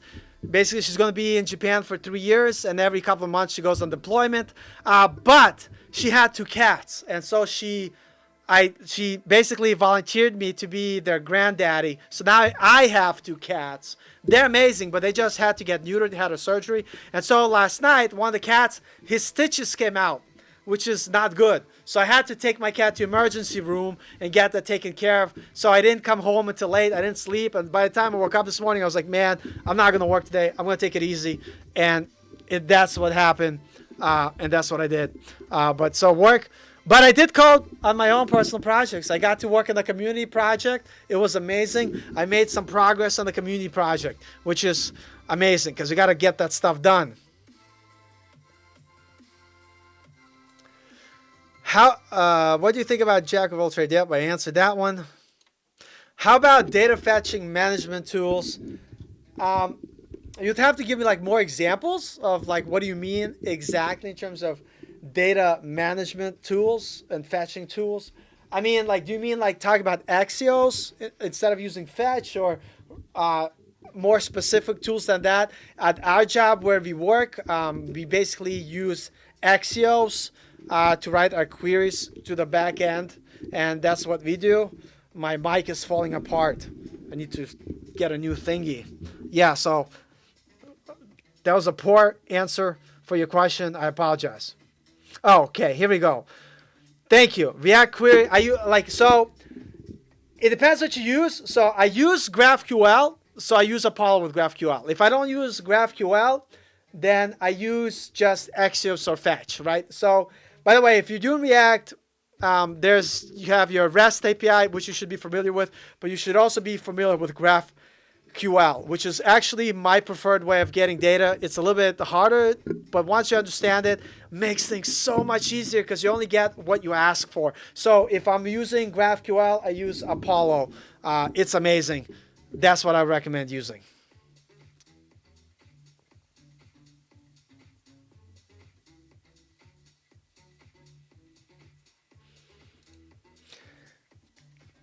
Hey, you're welcome. Always a pleasure. Yeah, by the way, check out Logic's channel. Amazing stuff. Bro, share the link or tell us how to find it. I'll have to, or is there a link on your YouTube channel? Go there, check it out. You made some cool stuff. Really, really impressed. Like, keep it up. Keep killing it. And I'm serious about, like, learning some game dev stuff from you for sure. Yes, I don't know a lick of Russian. Yeah, I did. Listen, it's good because then you would know my Russian was fake. It's like those 80s Russian movies where they speak Russian that doesn't make sense. That was always like my biggest pet peeve, being Russian and watching the movies from the 80s where like they would speak Russian, like, and I'm like, it's not Russian. I don't know what they're doing. At least make an effort, you know?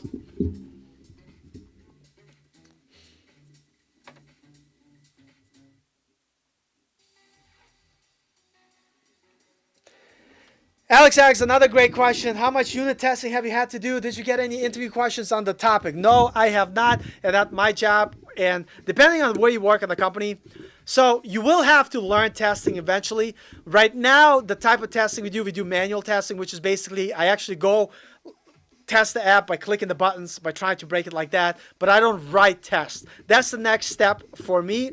And so React, I believe they have Jest. That's what you use for testing. But definitely recommend learning testing, but not as a junior web dev.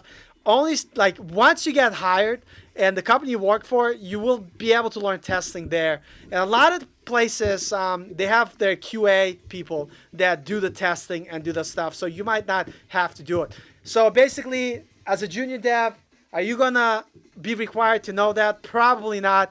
There are some jobs that might ask you to do that, yes, especially if it's a QA role. But you will have to learn it eventually, and that's kind of where I am right now. After a year working, I'm starting to study how to write unit tests in my code.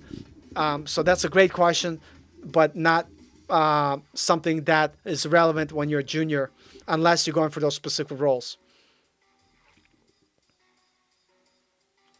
You're Russian pretty good. Spasibo. That means thank you in Russian. I could teach you a lot of other words in Russian. I don't want to know though. I don't want to test that. Not that I'm monetized on my channel, so it doesn't matter. All right, guys. You guys, man, you're doing amazing. We're coming up to our 2-hour mark in 15 minutes or so. So I'm going to go 15 minutes super strong with all of you guys. So let's do... Listen, my challenge to you guys to ask even more questions and more, like, anything that you guys want to know. Let's make it about you guys. So, challenge to the chat, last 15 minutes. By the way, if you miss these streams, I always save them afterwards, so you'll be able to check them out on the channel later. But let's do like the last challenge to the chat.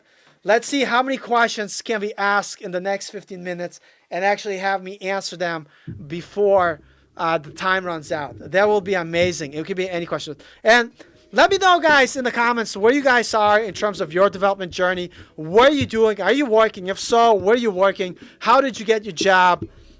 This thing is gonna break, or I'm gonna break it. Seriously. And let me know where you guys working. What are you guys doing? Because I want to learn about you guys. This chat, without you, listen, if you guys didn't come to hang out today, if you guys didn't show up, who am I going to be talking to? I'll be talking to like myself.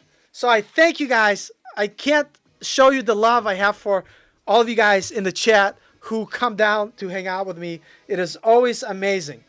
Always amazing. Always great to have. Yeah, so spam that chat with questions because we need to see, I need to have a more active chat, guys. You guys have to spam that like button, spam the chat. Do everything, guys. Let's drown the chat with questions. Come on, guys. That's a challenge to you.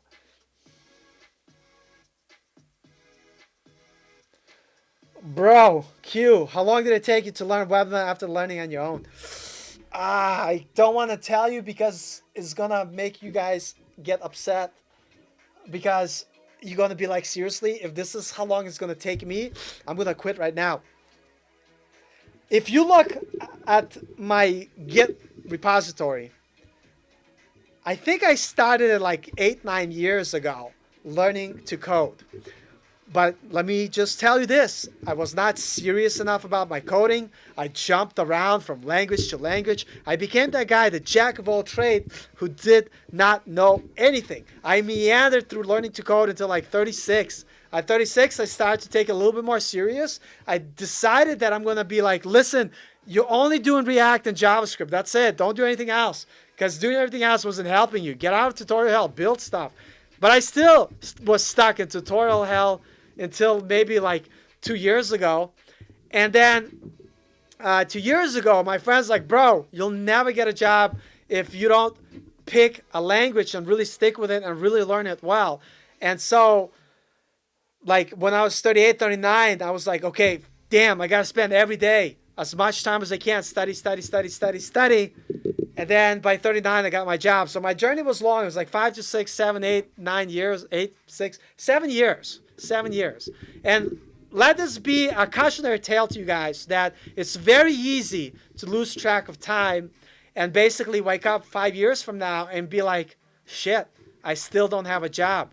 That's why you have to have focused study like process. You have to have 5 projects that you know you're going to build and only work on those things. When you're building little components, they have to be relevant to the project that you're going to build. So, guys, learning web development, learning to code is hard. It takes a lot of hard work.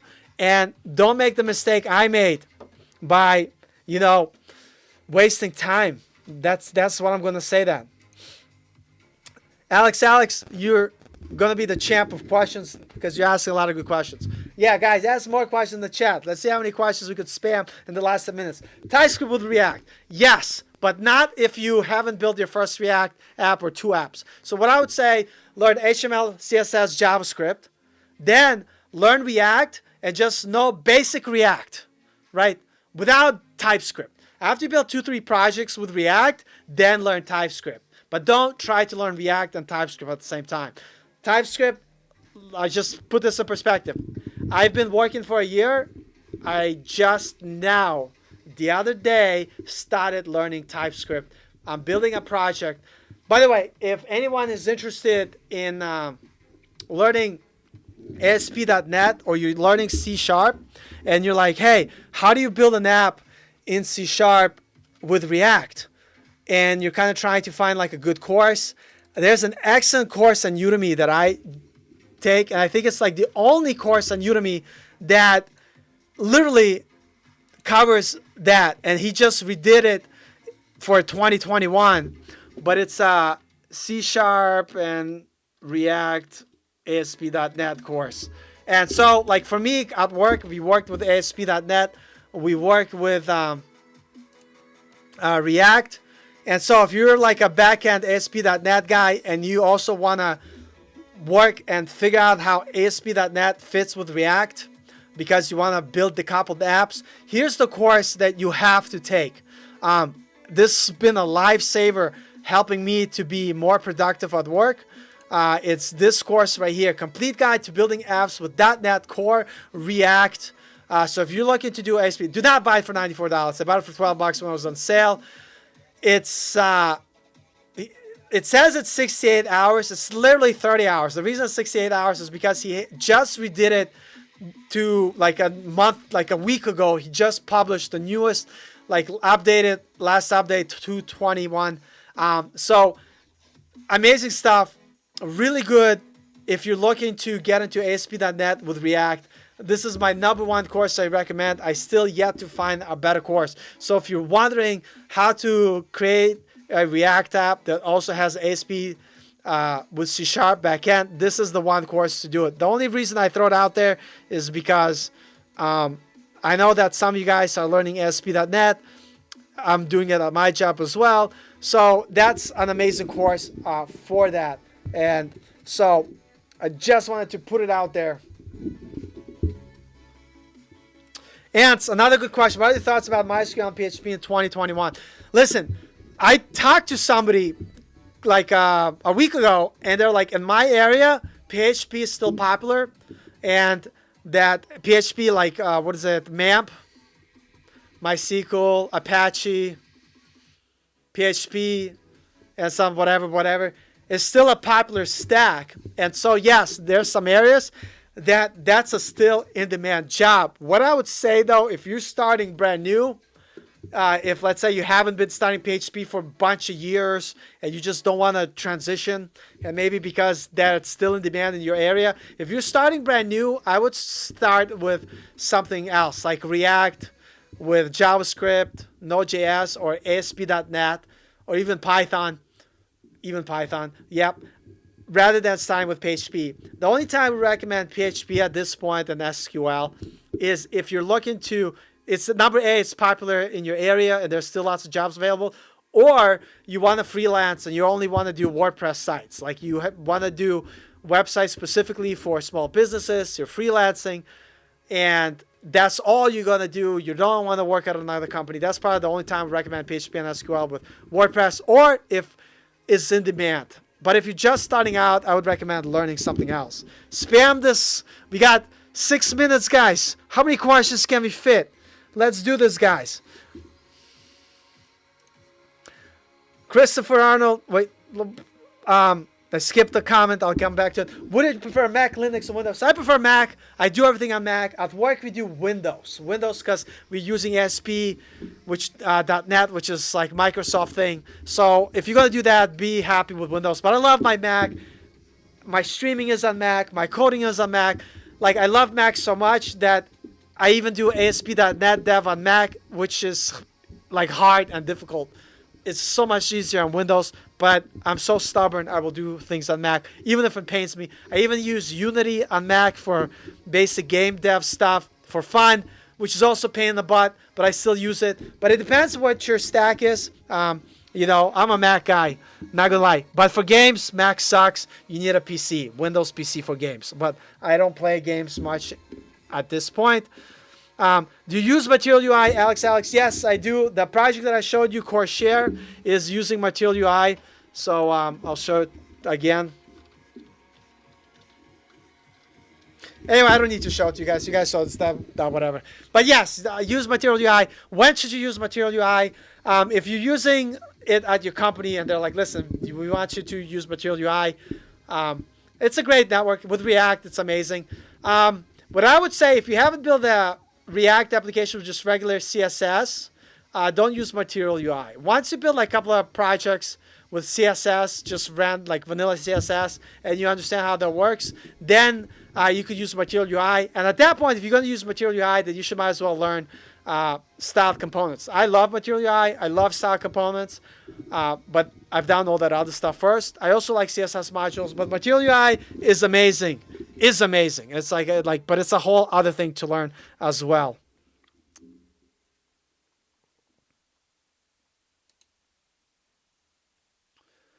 I'm not sure if I answered this question, but how long did it take you to get my first job after I learned on my own? It took me a long time.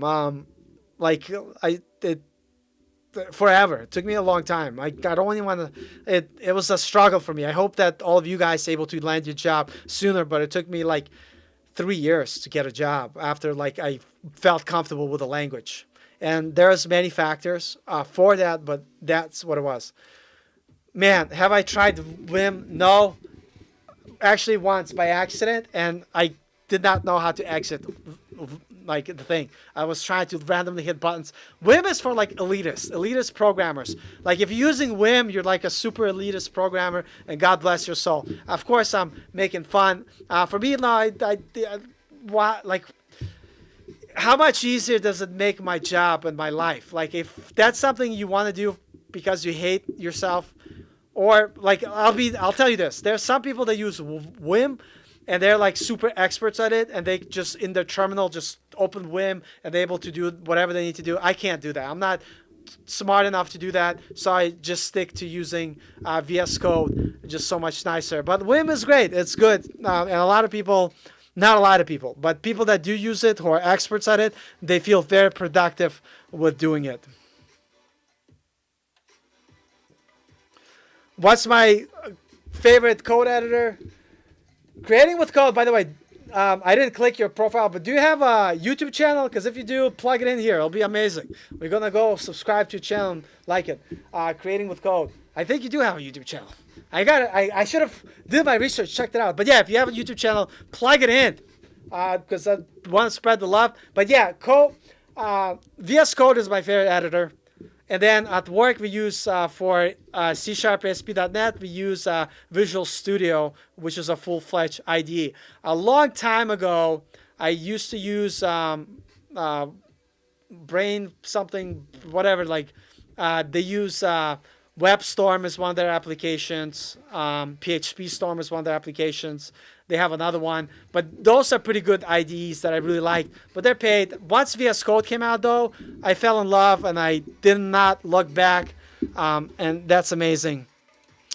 Did you try Blazor? No, not yet. I hear a lot of good things about it. I probably will not try Blazor, because my focus right now is React and JavaScript. I want to be a master in React, master of JavaScript. And for API, I basically either want to use Node or ASP.NET. But if I'm using ASP.NET, it's not to power with Blazor, but it's to push and power my React application. So I probably won't try Blazor, because I'm probably not going to be a Blazor developer. But I know a lot of people say it's a hot tech, and everybody wants to do the coolest stuff, and it's probably at some point going to take over everything, but I'll get there when I get there. Vim is ergonomic, not for my brain. It's just not working. Hey, good morning. You caught us right at the end, so god damn it, Casper. But it's good to have you here for the last few minutes, but this is going to be on replay, but I appreciate you stopping in and saying hello. Hey, with a name like that, you might as well have a YouTube channel. I'm just saying. Anyway, hey guys, I just want to say this was a blast. It's 2 a.m. here. We've hit our 2-hour mark. But before we go, last question. Bam! Have you tried Firebase? Yes. And here's my thoughts about Firebase. I love Firebase. I used to use it in all my applications, and it's amazing. Firebase is great. Here's the problem. When I started applying for jobs, nobody was hiring Firebase developers. Nobody was using Firebase in their stack. Everybody was using REST API with, MySQL, SQL databases, or they were using, MongoDB and stuff like that. So once I realized that a lot of jobs that I was applying to, they were using either MongoDB or PostgreSQL or SQL, I stopped using Firebase.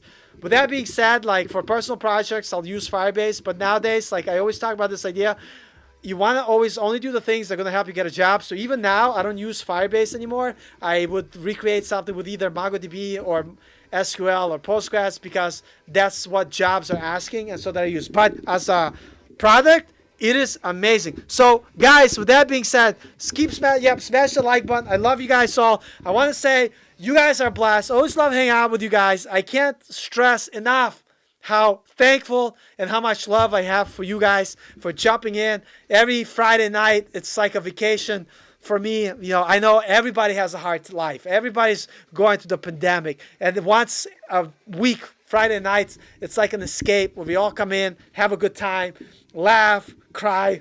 I hope you guys don't cry, but sometimes I want to cry. But it's just amazing. So thank you guys for everything you guys do.